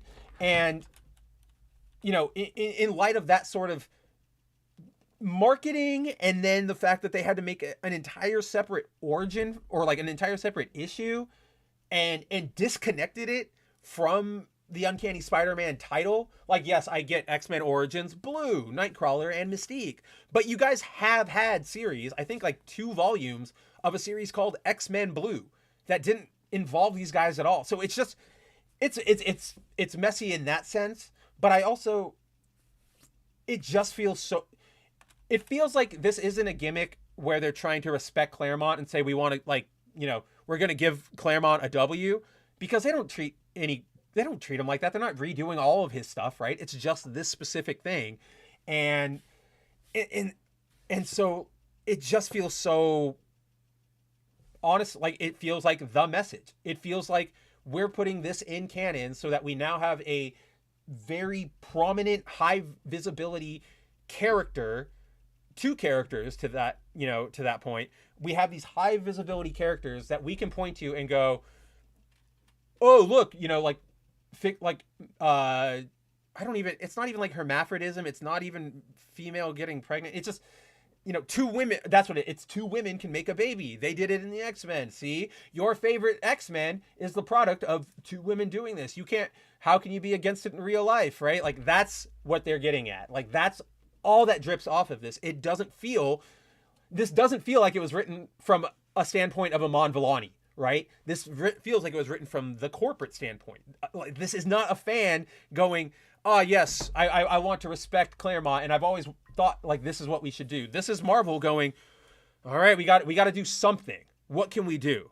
Oh, let's try and get a brownie point with classic, like, X fans and current audiences by instituting a change from Claremont's era, blah, blah, blah, blah, blah, blah, blah, blah, blah, blah. Is that a highly cynical read of all this? Yes. But what in recent years, except for Vellani, has given us any reason to believe that that's not what they're doing? I saw this right before the break, and I've been meaning, I haven't really had a forum to talk about it on. So I'm going to do it here because this is my show. But So for those who don't know, recently there was a, I believe, and if Tehillim's here, I know he's going to be able to correct me, but DC recently launched a 6-issue miniseries about Alan Scott that penned by oh my gosh, I just had his name.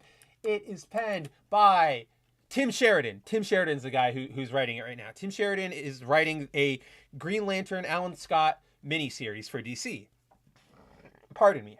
And in the first issue, or rather, yeah, so Tim Sheridan, Green Lantern Alan Scott, new miniseries. Obviously, a big focus of that book is his, retconned gay relationship with, I don't even know who he's with right now, but with his boyfriend, right? And a lot of people came out, and when it was announced, we're just like, can we stop with this? Like, this is so dumb. This is so, like, please, like, obviously it's agenda pushing. Obviously this is done for the shock value, the marketing value, rather than any love for the character because you retconned something instead of making something new.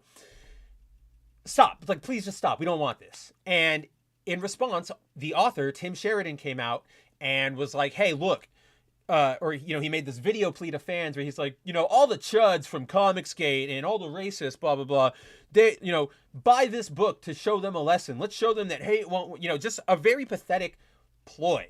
Like, it doesn't feel genuine. It doesn't feel like he's actually coming out here because he truly supports, gay representation. It's just come out here and fight the people I don't like. That's literally all it feels like. But so Tim did that. Ultimately, his plea went unanswered, and the book is not doing very hot. The issues have consistently pulled him at the bottom, which, to be fair, miniseries typically do because a lot of people wait for the trade. But in this case, the numbers just aren't there, even comparatively, relatively. Yes, to him, you got me, Tim Sheridan. So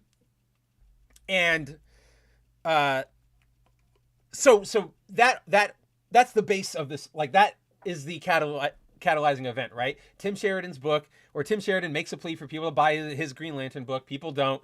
That's where we are. While I was perusing sort of all the discourse around it, looking at, just what people had to say, just human curiosity. I want to know what I want to praise myself of the conversation. I started seeing a lot, or I saw it, let's not say a lot, that's not fair, but 2 to 3 responses from different users when people would complain about, I can't believe you're doing this with Scott. Why are you doing this? I actually saw, unironically and like earnestly, I saw people raise the defense of, look, Alan's been gay for 10 years now. What's the big problem? Like, what's the big deal? And like, we've sort of always speculated this. And like, we've talked about it a lot over on Bounding Into Comics, where they make these changes so that they can overwrite the past with this new definitive version that's more socially acceptable to the very current moment. Again, just a side grievance is we know that these performative liberal types only see the very current moment, no matter what topic you're talking about.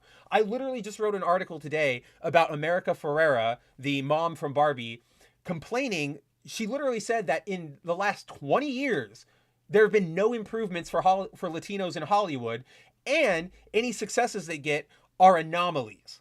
And it's just like, get the fuck out of here. Like, what are you talking? Like, such blatant up your own acidness that you're only looking like right now, you're deadlocked. And I don't even looking right now, it's completely wrong. Like, like, Pedro Pascal is the face of Star Wars right now. So is Rosario Dawson, right? Like, we have these.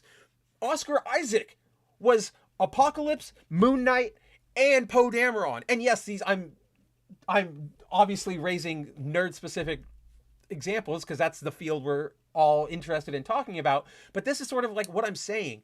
They don't look past anything but right now. So they go, oh, I'm going to make this, like, the current writing strategy is, oh, this is the current social climate. Like, this is the tide right now.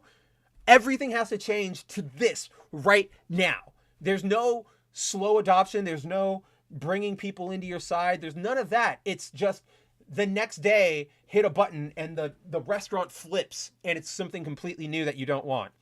And yeah, like we've talked a long time about how they do this so that it becomes the new versions. And I guess somewhere deep down, I naively held some hope that would never be used as a real argument, or I mean, okay, that's a very fruitless wish, right? But I guess what I'm trying to say is I don't even really know. It's just like I always sort of thought that despite all these very recent retcons, people would ultimately go back and see the original state of these characters and go, oh, this was clearly that, and kind of get sick of it. I never really thought that, all all of this stuff is now I'm having, like, you guys are watching me have this active realization that, like, for better or worse, this stuff is now like cooked into the history books, and it's not that it's not going away. It's actively being paraded and defended and championed as the status quo, or as the definitive version of the characters. And it just, because, like, never in my life have I really seen that this quick, like, in comic books, you don't see mass adoptions of certain, of, like, changes this fast, this often, unless you're current day Marvel and DC, where all of a sudden everybody's gay, everybody has an extra diverse brother, everybody has a diverse sister they didn't know about, everybody is blah blah blah blah blah blah blah blah blah blah blah blah. It's just, it's all so performative and so tiring, and it's so disheartening. And I don't know what the future holds. I can't predict if DC is ever going to eventually get over themselves and bring back Straight Scott, or all these companies are going to undo some of this more, like, performative crap that they've done over the years. I don't know. All I can do in this moment is sort of admit that, damn, sucks. Damn, that sucks. Let's see.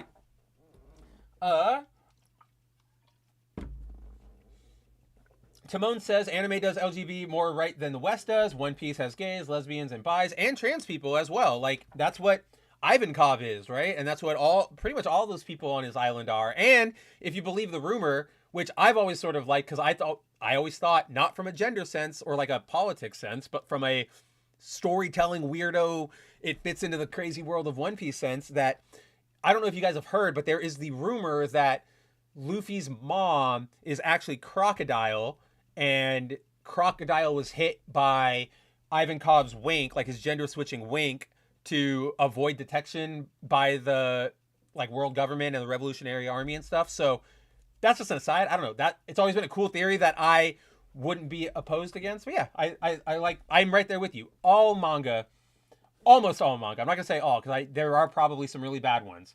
They don't it's not performative. That's like, that is that is the thesis of tonight's stream, of our main topic, is like, this performative stuff comes across, like, we can tell when it's performative, when it's not earnest, when you're only putting on the show to get us to come in and spend money or something, right? It's the difference between watching, like, a Broadway production and a street show at, let's say, Universal Studios, where, yeah, the Universal Studios street show is still a show, but when you watch it, you're like, okay, you guys don't want to be doing this.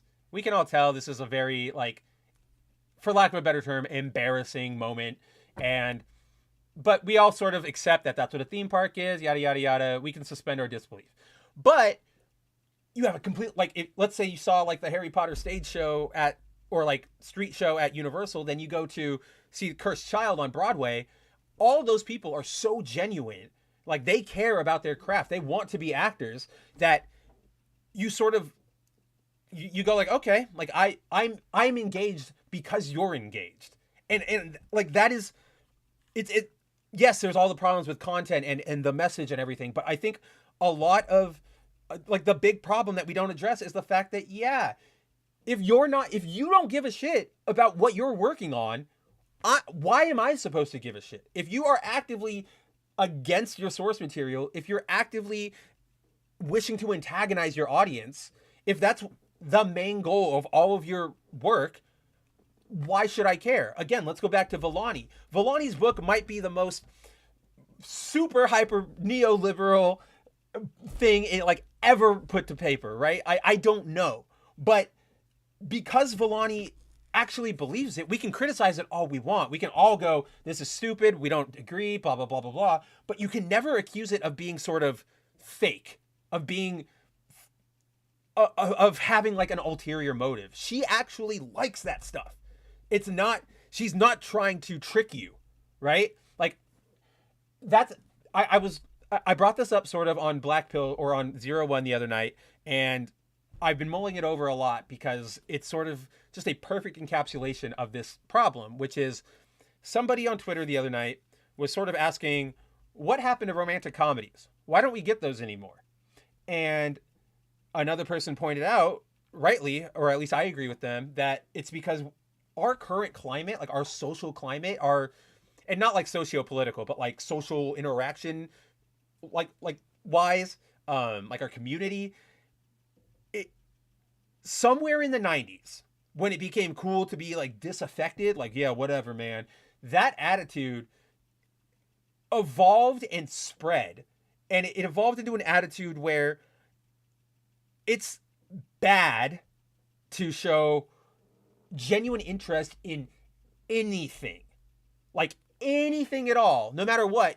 It's in our current world, nobody likes sincerity. That's why you see, like, you know, and a lot of it has to do with Marvel movies, I'm not going to lie, because that's where the quips come in, right?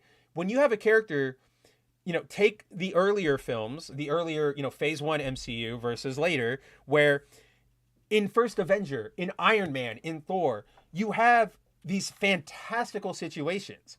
But you know what? Chris Evans plays Captain America. He plays it straight. He's in that moment. Thor is Thor in that moment. Iron Man, blah, blah, blah, blah, blah. They're treating that, you know, the character in the story is treating what's happening around them as something serious, as something real. Nowadays, you have every single sort of moment, whether it's something cool, whether it's something sad, whether it's something that should like raise anger, no matter what, it's all undercut with sort of the nudge to the audience, like, that's pretty stupid, isn't it? Right? Like, that's where a lot of those quips about like that just happened, because notice how that sort of, what is it, like species of quip is usually dropped right after, you know, like the hero learns they have superpowers, or they save the day for the first time, or their supervillain shows up for the first, like, it's a very first timey sort of quip, right? But that right there undercuts everything. When you go, oh, the first time I've gotten powers, this is crazy, like, what's happening to me? If you immediately go like, isn't that so stupid, comic books, right? Like, why would anybody take this seriously? Immediately people are going to go, well, if you don't take this seriously, why should I take it seriously? Case in point, Thor Love and Thunder. That is a walking, living representation of how Taika Waititi, who as of this week straight up admitted he only joined the franchise for the paycheck and did not like Thor at all as a character. Literal, the quote is, when the Thor comic when I was a kid, Thor was the comic I would pick up and go, ugh, end quote. Like, that's... See, I've lost my train of thought because I just want to strangle Taika Waititi. He's so awful. But no, I digress. That's the... And like, that comes through in the product, and that makes you just go... And that's why things like rom-coms don't exist anymore, because you can't have an earnest story about a guy really being in love with a woman, or like being head over heels in love with a woman, and have the entire thing filled with like, you're fucking dumb for liking her. Isn't it so stupid that you're doing this rom-com thing? Like, I brought this up before, and maybe I haven't brought it up here, but I've definitely brought it up in real life. So if anybody is watching from my real life, you'll have heard me talk about this. It's the cinematic script equivalent of when you have that when you know that guy who, like, let's say all of us right now, we're sitting around talking about wrestling, and all of a sudden, like, we just have one guy in the group, you know, we're all talking like, oh, did you see that match? Oh, I can't believe it. What do you think is going to happen next? Where do you think that storyline is going to go? Yada, yada, yada. All of a sudden, one guy just goes, you know, wrestling is fake, right?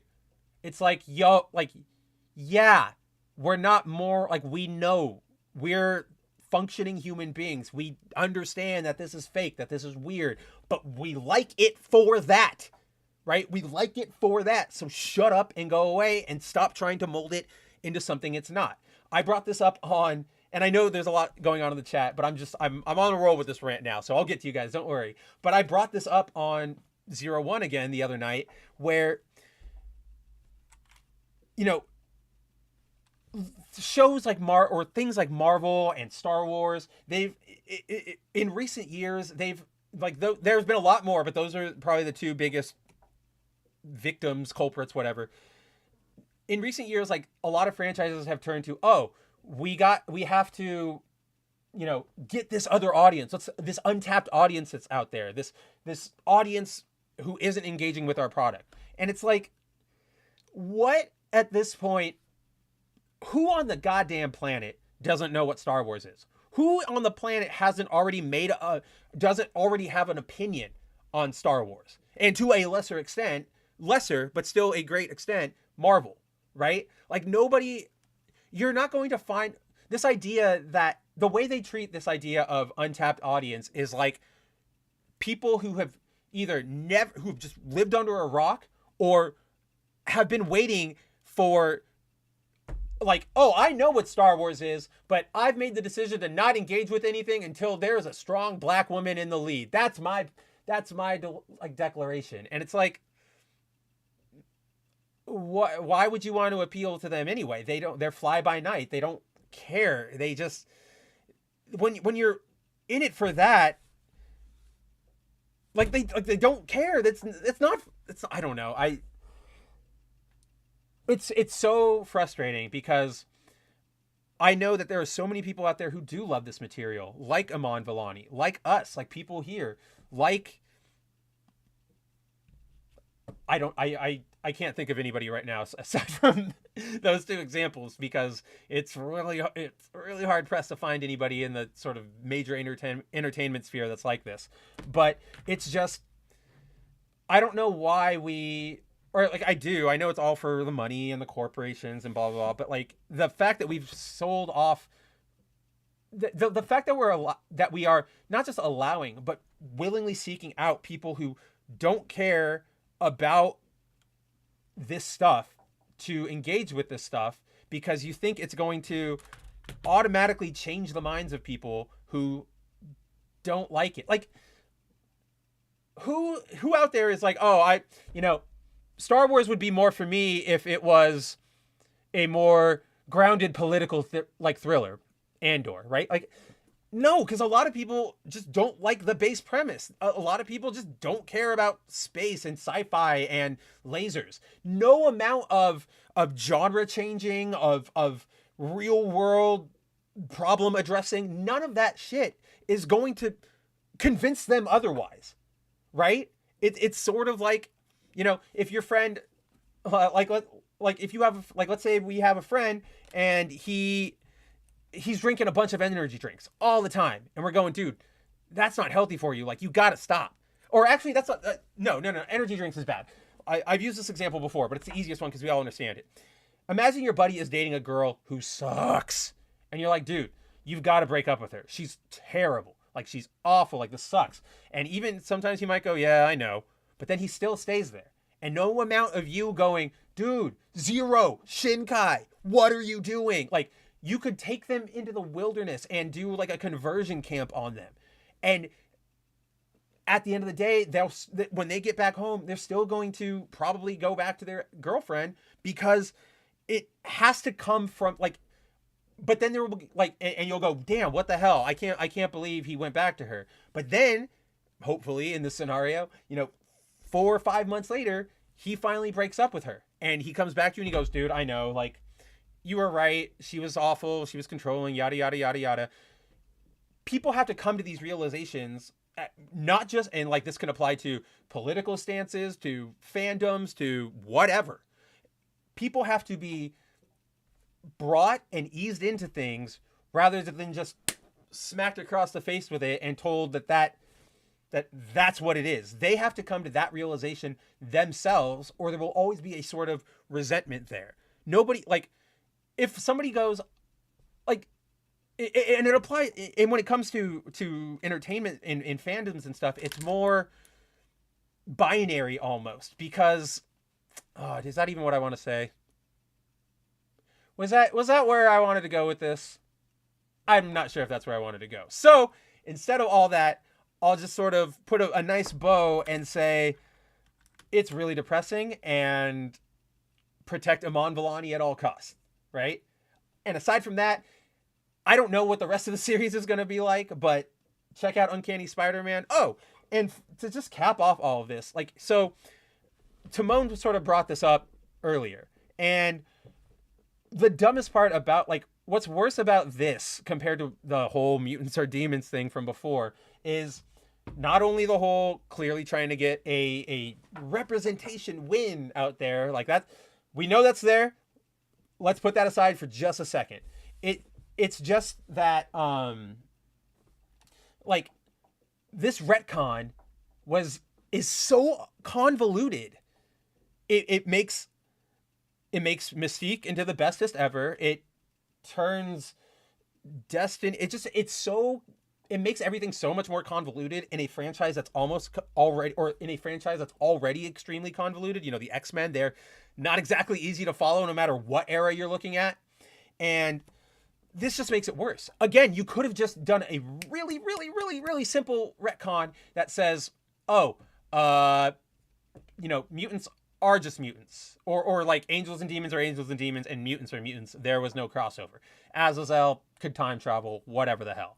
Could have done something like that, cleared up everything. But because they saw it as an easy win for the culture war or whatever, like an easy field goal, they took it. And so it all just sort of leaves a really bad taste in my mouth. It doesn't feel genuine. Like, it doesn't feel like they care either about LGBT people or Claremont's, like, original intentions. It doesn't feel like they care about that. It doesn't feel like it muddies up something that was already muddy. Like, retcons are normally supposed to clean things up. Obviously, a lot of you might know that, like, the biggest example of retcon, probably where the term came from, was Crisis on Infinite Earth. At the time of Crisis, Hawkman's story was, there were like 90 versions. Nobody knew what the hell was going on. He had 7 different origins, whatever. So they said, let's have Crisis to just slam it all together and we'll make it simple. And that's that. That's normally what a retcon is supposed to do. Or let me correct myself. That's normally what a retcon such as this is supposed to do. Sometimes you do get retcons that happen in stories that unfortunately have other side effects later down the line, but that's sort of ancillary to what I'm talking about. But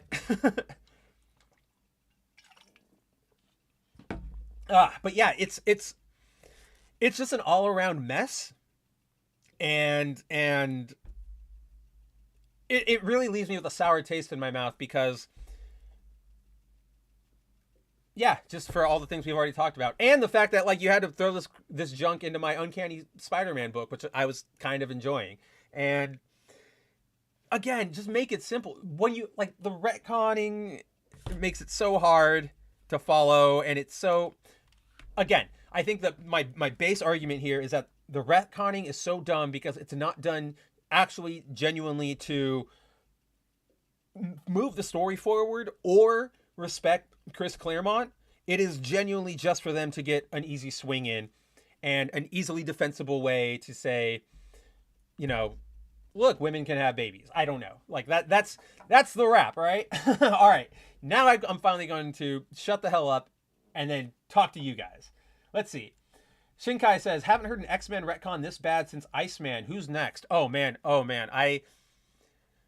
Iceman's obviously bad, right? The whole Jean Grey making him gay. And honestly, that's where I'm at with that storyline. For all, like, no way, there's no way to read any of that as organic. It can only read as Jean mucking around in Bobby's brain and convincing him otherwise. Like, it sucks. But I am almost positive that there have been more character butchings in the years since. Like, I can't recall any specific X people off the top of my head who got retconned hard to have their characters assassinated, but like Beast is having his character assassinated right now. Colossus did, but his kind of made sense in terms of the story, but it still sucked. Yada yada yada. It's one of the big problems of the Western comic book medium, right? The longer we let these stories go on, we can't just end them. You just have to keep going. You have to keep upping things. Again, my dream would be for Marvel and DC to sort of reboot, or at least do like an exclusive line that of like manga style stories, kind of like what they were doing with Ultimate, that just sort of start here for your favorite character and go through a story and end. No, it could be the Captain America manga, and then you have like the Winter Soldier arc and the Civil War arc. Things like that are what I would like to see. Just one continual string of stories that doesn't get into the convoluted bullshit and then just ends. I would love it. But I know we're never going to get that. But I think that would alleviate a lot of the problems we're seeing in modern day storytelling. And yes, Tehillim's right. The Western comics industry's problems are ego, pride, and malice, when it should be humility, meekness, and kindness. Oh, dude. It's not just comic books. It's all entertainment these days are ego. Because the concept of celebrity has tricked people into thinking that if you are an entertainer, you are automatically a scion of the people, rather than like building a reputation over time or whatever. So it's a lot of people who it's a lot of people who are going to like throw out their positions and their jobs as like proof of their, like, this is my credentials to be, to write this. I'm a writer of this. I was a fan of that, blah, blah, blah. And then you sort of realize that like, oh yeah, but you wrote this. Like, I don't even know what I'm trying to say there. That was a really dumb point. But yeah, I agree. Too much ego, too much pride. Like, people just need to learn how to take L's. Just accept like, oops, this wasn't great. We're going to move. Like, yeah, I'm sorry. Like, it's like, let's do something else. Like, we got to screw up, or we screwed up. We got to fix this. Let's move forward. Shinkai says these representations they ask for are always superficial, pushing quantity instead of quality. Absolutely. That's, again, superficial is the best word. I can't believe that is a word I've been looking for all night, Shinkai, and thank you for reminding me of it. Because yes, it is absolutely all superficial. Because what do these kids, like, oh boy, big gay. Okay, now what? What does it have to do with anything? Nothing. It's dumb. It is performative. It's superficial. It means nothing. And that's why they do retcons to the characters, because it is an easy coat of paint to slap on, like a rainbow coat of paint to slap on them, rather than creating something from the ground up from like rainbow clay to keep the allegory going, right? That is their main problem, or that is the problem with this representation. And that doesn't just apply to sexuality swaps and stuff. That applies to like gender swaps, race swaps, all that sort of stuff. It's the same. It all comes from the same superficial narcissism that they all embody. Let's see. Yeah, Zero. People still roll with that crack theory. It is a crack theory, the crocodile one. I like it. It makes sense to me. I'm not saying it is the one. I'm saying I could believe it. And if Oda does make that, I could see it. That's all I'm saying. It's just an interesting theory. But yeah, it is still a theory. Let's see. Oh, hey, it's my favorite little Brit. She says she's super proud of me and she's got no input, but she's here, and hey, I'm glad to see you. When are you streaming? Or have I just been missing your streams and not getting notifications from Twitch? Because that would really upset me. I need to bother you. I need to bother you about being British. Let's see. Zero says Disney basically treats her audience like retards, and everyone followed suit. Yeah, Taika Waititi is a piece of shit and a man-child who shouldn't ever have been allowed near the director's seat. So, like, yeah, Zero's correct on both points. To the first point, yeah, Disney was the first one to start treating their audience like retards, like infants, like doing all that. And it's because of that, yeah, everyone followed suit, and look at where we are now. I would also probably posit, Zero, that more than Disney, I think the core problem with this was new members to the workforce. Younger people coming in and saying, this is what we need to do. This is how, this is, change everything this way, without really considering anything else. And that's a whole activism topic for another day, but that's what I think of when I think of how we got to this position. And then in terms of Taika, I don't think he should be allowed near any director's seat. So here's the thing. And Jacob and I have talked about this. I know he agrees with me. Taika Waititi has one movie, right? You can literally cut out things, describe a scene from Taika, right? And you go, main character is supposed to look cool, but then does something dumb and it makes him look not it's funny because he looks dumb. He messes up the pose. You can cut that description and throw it into every single one of his movies, whether it's Jojo Rabbit, whether it's Thor, whether it's that new Next Goal Wins, whether it you throw it in there and it all applies. It's all very paint by numbers. And so you watch your first Taika Waititi movie and you go, oh, that was a little quirky, that was a little odd. I can see what this guy's going for. And again, this is given that you don't really know him at all. You're just like, oh, a movie, who's the director? Taika Waititi? Okay. You would probably walk away going, that was enjoyable. That was fun. I like this. And damn it, I read Leslie's comment about the water, and now and then it was stuck in my head. But you go and you watch a Taika movie and you walk out and you go, that was quirky, that was fun. I wouldn't mind, he's not awful. He's got a vision, I guess, a voice, his own unique voice. But then you watch the next one and you go, this is the exact same movie. And you watch the next one and it's the exact same movie. And the next one, and the next one, and the next one, and the next, and it's just dude, tired. That's a lot of what it is. All of this stuff is just tiring. It's tired. It hasn't worked before. It's not working for you guys now. You're making and you're still, it's literally the equivalent of the Chicago Bear, or not. Okay, that's unfair, and that's going to be too specific, and that's a rant I have for another day. It's literally you are playing a game, let's say a baseball match, right? Or more aptly, an American football match. And you're down 27 points, right?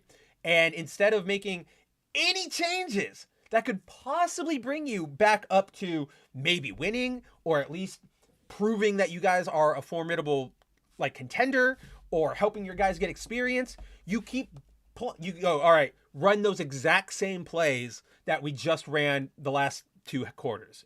And your team goes, what? That didn't work out for us. And you just go, it's going to this time. This time we're going to wear him down, essentially. We're going to get, and that strategy doesn't work. Again, you can't force things on people. You have to invite them and guide them and assuage their fears and their concerns as things progress. It's not easy. And anybody who acts anybody who does performative activism like that and claims it is full of shit, and you should never listen to them, and they should go back to Fortnite. Let's see. Shinkai, so are you saying it's gone back to pre-MCU, like when in first X-Men movie Cyclops said, what were you expecting, yellow spandex? Oh man, it's beyond sort of that, right? That's a really good moment to sort of highlight, Shinkai, because in the Marvels, there is a scene where the K-pop prince of the singing planet, which honestly, only funny joke of the movie is when there's a moment where they're on the singing planet, and then Monica's we need to, can you tell him to stop singing, Carol? We need to talk to him. This is really serious. And she's like, Prince Jan, we need your help. And he goes, oh, okay, let's go talk. And Monica's like, what? And Bree's like, oh yeah, he's bilingual. And I'm like, funny little joke, blah, blah, blah. But I digress. In the Marvels, there's a scene where they after asking Prince Jan for help, he crafts them all their new outfits. And that's where Kamala gets that absolutely ugly metal suit. That's where Bree gets the Marvel or the Genus Vel suit. And then Monica, we've all seen it. It is her comic book costume. But then when she first has it, like when it appears on screen, she has the white like wings that her costume has, and she's walking with the girls, and she goes like, I these are so, I can't do this, these are so dumb, and she rips them off, and it's like, it's literally that sort of joke where it's like, okay, well, like why did you need to, why do you hate the original things? You can make jokes or take swings or do so, I don't know. Okay, let me rephrase that last sentence. Like, why do you have such a disdain for the source material that you're willing to sort of just make fun of it? And again, like, that's a comic book joke. Like, casual audiences aren't going to really understand why that was there. They're going to understand that they were weird accoutrements, and they're on screen so briefly that you don't even really understand why Monica's sort of fussing with them. Like, it doesn't show that they restrict her or anything. They're just there, and she just decides she doesn't like him. But if that's a joke that's made for the people who know the comic books, they're not going to laugh. So who's your audience? Like who is your audience? Where were we? Timon, I do hate to break it to you, but wrestling is fake. Except anything done by Asuka. Every time Asuka's on in the ring, it is 100% real, and she's always killing it. They are trying to turn things into Will and Grace plus the Ellen Show. It's not even like, oh, like, I wouldn't even go that far. Like, Will and Grace has some enjoyable moments, and it fleshes out its characters. Nowadays, it's more, it's like a game show. Like, can you find the lesbian couple? Let's play climb the gender tree, like things like that. And instead of actually focusing on what, gender you're talking about, or lesbians or whatever, you just go, look, they're here. Isn't that great? All right, now on to our product placement so we can get paid. Like, that's literally what it is. And like, to that end, I mean, the Ellen Show comparison is very apt. I think everybody's trying to be the Ellen Show. I don't think I talked about this on the stream, but last week, my dad was scrolling through YouTube clips, right? Like the shorts on TV, and he ended up like landing on a Jimmy Kimmel clip from the live, like his show, but he had to like answer a phone call, so he got distracted and it played. So I'm sitting there and I'm like watching this clip, and it's from like that week, so it's November 2023, and it's Kimmel going like, oh, like, okay, let's check in on the Trump trial. Let's see what dipshit lawyer he has now. Let's see what dumb thing he said today. And it's like very angry, very not funny, very like, there's no joke. The joke is supposed to be, doesn't Trump suck? But you can tell that they're so like butthurt. Like, that's where it's all coming from a place of butthurt, that it doesn't feel fun. Like, or like, obviously it wouldn't feel fun because that's all like hackneyed and stuff, but it's like the equivalent of going somewhere and just like an awkward situation where you're just like, oof, okay, we get that you really hate Trump. Can we talk about anything else now? Oh, no. Okay, you're going into another diatribe about it. And that's just, I don't know, that's not a direct comparison to the Ellen Show. It's just something I remembered and something that really bugged me, because it's just like Kimmel. I don't like him. I'm not hoping for the best for his like upswing, but it's just like, dude, this is your best foot forward. This is what passes for late night entertainment these days. That sucks. No wonder your shows are all dying. Let's see. Someone needs to take a drink. Yeah, that was the thing that got me to take a drink of water. Star Wars would be more for me if its characters were cats. LOL. See, and that's what I'm saying. Like, thank you, my girl, for being here, because it's like, she's the kind of person that Disney thinks they can wrangle in with a change to their stories, right? But it's still just like, even like, it's not for her. And I'm sure that if they added up like cat characters, she would go, I know her, she'd probably feature them on her stream and go, oh, they're so cute. That's it. She's not really going to engage with it more. And that's not a bad thing. Like, that's not a bad thing. It's complimentary. I'm on your side, but it's just to say, like, it would be a losing strategy, right? Like, it's a losing strategy. It's essentially, I'm just gonna run myself in circles on that. Shinkai says, the only Star Wars I liked was Clone Wars by Gendy, but I'm open to try others if I feel like that I would like it. Like, Fallen Order looked like a cool game. So yeah, like, I'm obviously, like, I was a big Star Wars kid when I was Like that was my thing as a kid, that and Power Rangers. Like I love a lot of that stuff, but nowadays I'm like most fans where I'm like, this is all awful. But that's not to say like if you make a trailer for something new, I'm going to go into it with like, okay, show me what you got. I'm not automatically going to go in with like, all right, I don't want to watch this. Like, why am I here? Because that's the exact same thing we complain about, right? And so again, that's sort of the core of it. Just you got to impress us. You have to. You don't like it's not the exact right phrase, but it's like respect is not given, it's earned, right? Like that's what you have to do. You can't just expect us to fall in line and love your product. You've got to tell us why we will. Tehillim says, there's one person in Gotham Academy called Colton. In the early parts of his character, we got to know his personality, including likes and dislikes. In later issues, he was shown to be gay. It gave a fantastic setting up to know his character first, and then revealed later what he prefers. Yeah, like that's the kind of thing, Tehillim. He was written really well. They actually cared about him as a character, right? Like the first thing you even mentioned right there is like his likes and dislikes. Most of the representation characters don't get that much of a flesh out. Tell me something about John Kent. Tell me anything about John Kent that isn't Superman and gay or bisexual technically. Because you can't, because DC hasn't cared to flesh out anything but that. And that is the problem. And also, side note, I really like Maps from Gotham Academy. Like, she's just adorable. Like, she's the cutest. She's like an Iman Vellani type. Like, she's like a little fangirl who loves Gotham, like, superheroes and stuff. I don't know. She was the best part of that book. She was really fun.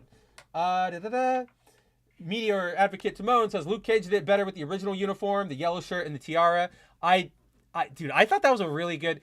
There are good times when you can insert sort of like that Easter egg and you can treat it respectfully without having to sort of outright like make fun of it. And I think Luke Cage is that perfect example because let's be real, like a big fluffy open t-shirt and a silver tiara is kind of a weird costume, especially if you're going to try and translate that into live action. Like he's just going to look like a tiara wearing flamenco dancer. But so rather than, having him come out and wear that and go, wow, this is really stupid. They made it his like pre-experiment costume, or like the outfit he has to wear while being experimented on. And so you can get rid of it really easily, but it also sort of explains why it's so cheap, why it's like that, yada, yada, yada. Very organic, works totally fine. And for me, like as a fan, like I'll admit when I saw that, like I was talking to my girlfriend at the time, like we were watching and I was like, oh, that's so cool. That's his comic book costume. That's a really neat way of using it. And like, it made me excited. And nowadays it's just, I don't get excited for that. Cause it's like with Monica, they just ignore it and go, meh, you're dumb. You're dumb for liking this. If you like this, you're super, super dumb.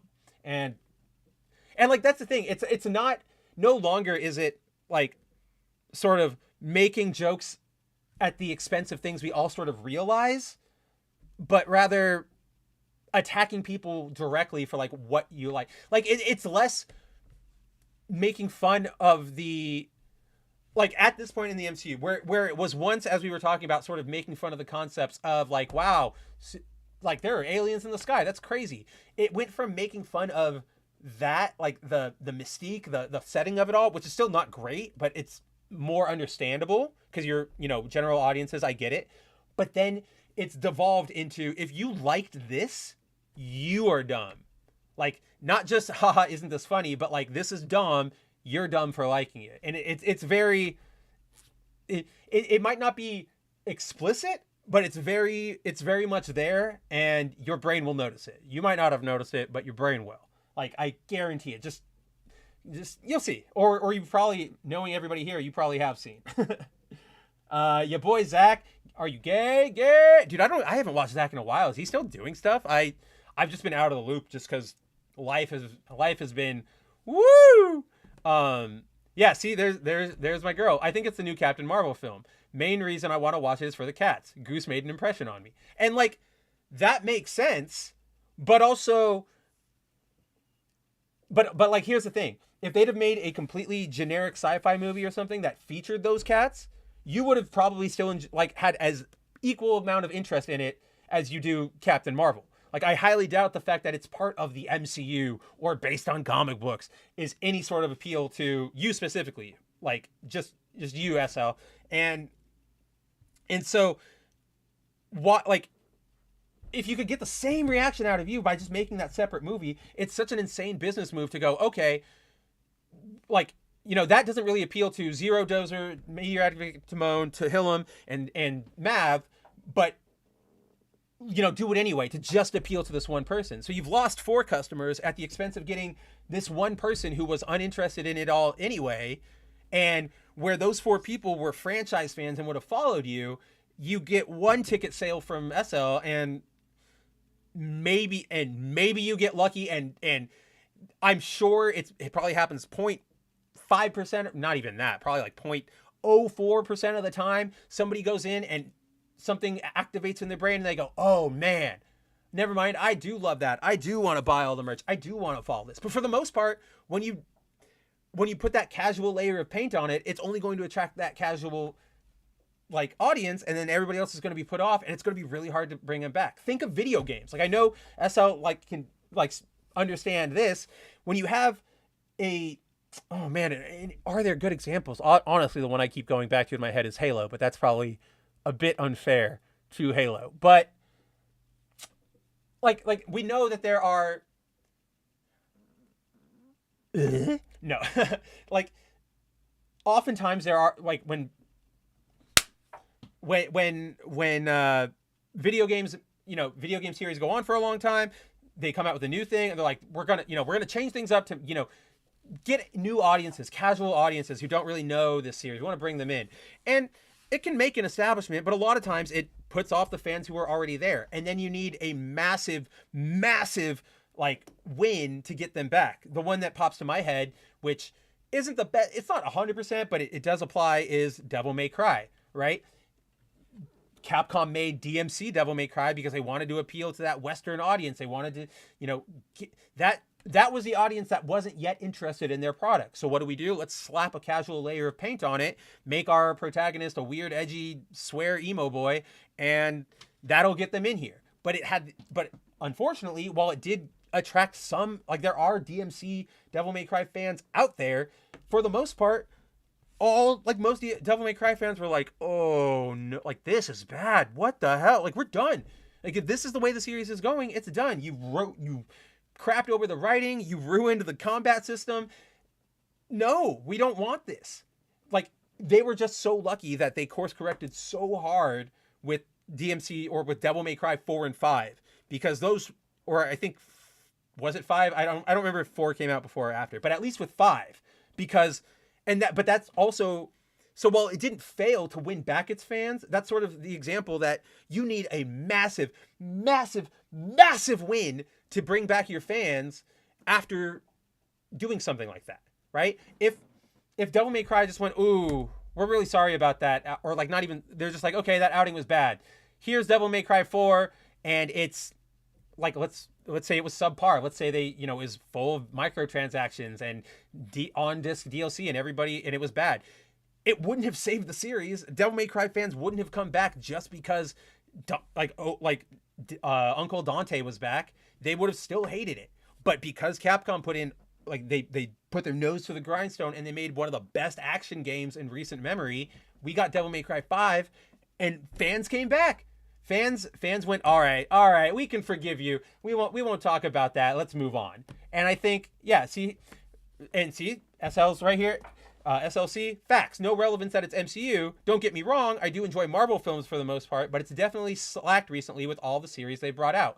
And see, like, that's, like, and boom, like, this is why I love you. You're always at the back, like, you've always got my back, because that's the perfect encapsulation of it. Like, nobody's saying this audience wouldn't, the casual audience would have never watched an MCU film, but it's sort of like, do you risk everything on maybe getting two new customers that you've never had before? Do you risk losing, 7 that have been consistent, and you could have, you don't really ever want to rely on any sort of, like, any revenue stream in business, but for this example, those 7 fans that you now have isolated and run off, those fans were the ones who you could have, rhetorically relied on for money to see your things. They would have helped your projections. They would have, your video games, your merch, your yada, yada, yada, yada. But instead, your weird corporate greed led you to shoot yourself in the kneecap. And that's why, we see video game companies and that's sort of what I'm trying to wrap with. Like, that's my conclusion, is that that's the disease that is not just in movies and comic books and video games, but like all of entertainment, right? Like, yes, exactly. Try to appease everyone and you'll end up appeasing no one. And that's exactly what's happening. I mean, you see it across every industry, video games, comic books, they're all dying. Movies are doing terribly. Like, obviously they're the big one, but like Disney had like 7 flops in a row. They've lost billions of dollars. Things are not looking hot for them. The video game industry is on the verge of a collapse. I don't care if anybody doesn't want to, if no other, I guess you could call me a journalist, but like no other journalist in the sphere wants to come out and say it like directly. We are on the verge of a collapse because they keep putting out crap that only appeals to certain overpriced, expensive crap after they run away all their other fans. And it's just, nobody knows. We got, at some point in the 2000s, the whole paradigm of, line go up on stock market went from being a sort of colloquial meme to the operating philosophy of, and not just corporate America, but the industry of business, right? Business industries. And I don't really know what to say, except I kind of welcome it, because I think in a crash, it's going to change the landscape, and it's going to allow us to get, new ideas in movies, new gameplay ideas in video games. Graphics are fine. Graphics are fine at where we are. Shut up, Siri. Graphics are fine at where we're at. But we've had, when was the last time you guys had a truly new gameplay experience, right? I genuinely can't remember. My mind goes to Tokyo Jungle. And that was, oh God, that was like 20 years ago. Like, that was way long ago. And we just don't get that anymore. Everything is just derivative because people know, like, oh, the Battle Royale formula works. Oh, the multiplayer shooter formula works. Yada, yada, yada. It's just, I welcome the ashes, because then we can finally start building and getting good stuff again. Timon said he sent me something through Twitter. Oh my God. That's a good, thank you for reminding me of Twitter. I just forgot something very Twitter related that we made a promise to, let's see. Where'd you get me? What you tagging me in? Oh, you just tagged me in general? I don't see anything on the tag, Timon. It just looks like, oh, you clipped me. Oh boy. No. Oh, Timon, that rules. Here, guys, Timon takes the cake for audience participation tonight. Let's see. Is it up on the screen? Oh no, I gotta pull up the right window. Ah! No. Like, often. No. Like, oh man, when I finally make like an animated outro, or like an outro with like graphics, or an intro with graphics, that's definitely going in there. That's so hilarious. Thank you for that.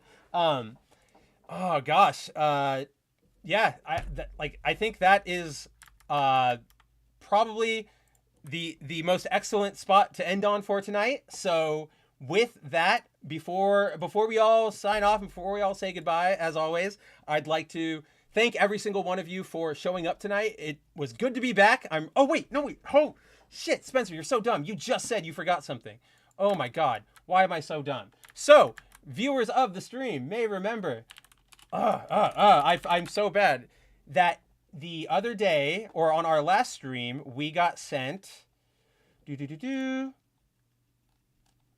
well, so far, we got, as you all know, Truth, who was with us earlier, might still be here now, not entirely sure. He has been working on an original series of his own. He shot over a first look at it, which So far, it is his world map of his setting, and I've got to say, like, it looks really cool. I can see it's a good map because when I look at this, I can already sort of imagine certain places. I'm interested in what's in the inlets, you know, like right here and stuff. So it is a very graphically interesting world. And on the side note, like, I'm just impressed because I'm so bad with maps. And honestly, it kind of looks like a little shark. You got like the fin and he goes wee, and then you got like the face and the mouth and the other fin. So Truth, if you're still here, I told you we would highlight your work on stream for the next episode, and I'm glad we finally did because yeah, at least I am excited to see where you go with this project.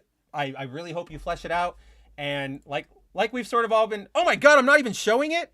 What is happening? Oh, that was so dumb. So anyway, here is the map that I was just talking about, as provided by Truth. It looks really great. Like, you know, there are inlets. My cursor's not showing up on that right now, but like there are inlets that I wonder what's in there. Are there towns?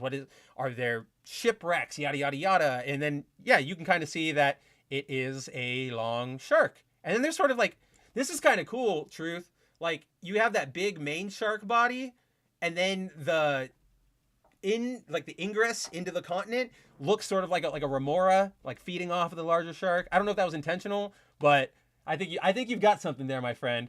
But yes, with that highlighting of our good friend Truth's work, thank you guys, every single one of you, for coming back, showing up tonight. I know that the last couple episodes, you know, there was the hour delay on the last episode, the week break, but I'm glad we could finally get back together. I'm finally glad we could have another great show. This was a really good show, and I couldn't have done it without all of you guys, you know, from SLC to Truth to Shinkai to Tehillim, Zero, Timon, and of course, Josh is out there somewhere in there. And yes, Truth, how could I have forgotten you? We just highlighted your stuff. But that is the show. That is our show for tonight. If you want to see more of me, you can obviously follow me on Twitter down at Kabuto Writer Mav. You can also check out Bounding Into Comics every day, where we are posting new articles every day, almost every day. Sundays are, I don't know, it's all in flux now. Literally everything over at Bounding is in flux now that I think about it. But stay tuned to Bounding for a lot more new content. We're going to be doing some great new stuff over there. I hope you guys join us. As always, you can catch me same Mav time, same Mav channel next week for another episode of The Good, the Mav, the Ugly.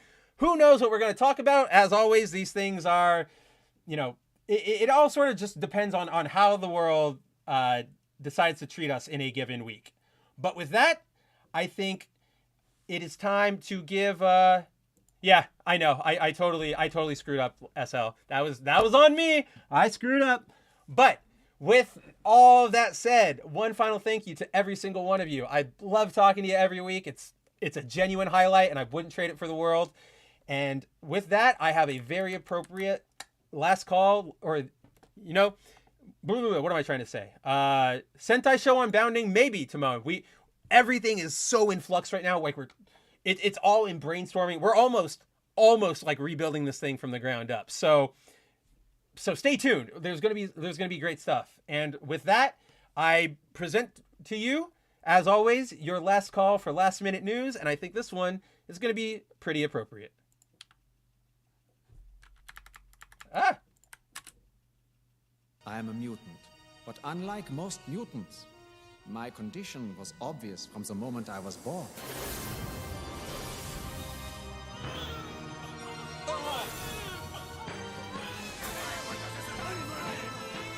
The villagers drove my mother away for bearing such a freak.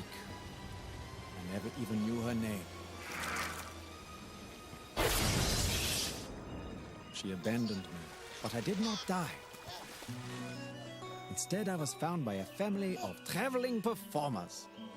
I became Nightcrawler, the star attraction of their little circus. For their freakish world, I was perfect.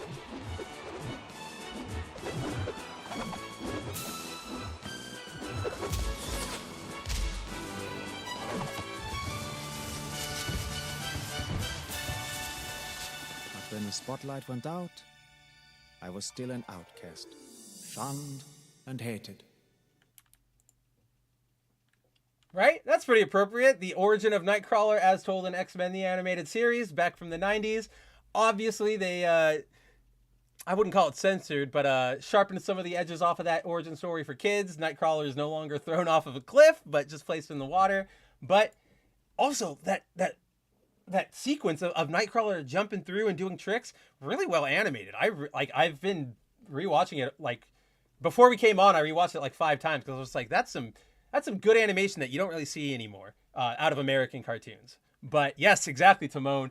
Great show, fantastic show, and I'm glad that it could provide us with that awesome recap of where Nightcrawler came from. But yes, with that, everyone, that is it for tonight. I will see you soon. SLC, let's play something soon. Everybody else, I will talk to you very, very soon. And with that, have a great weekend.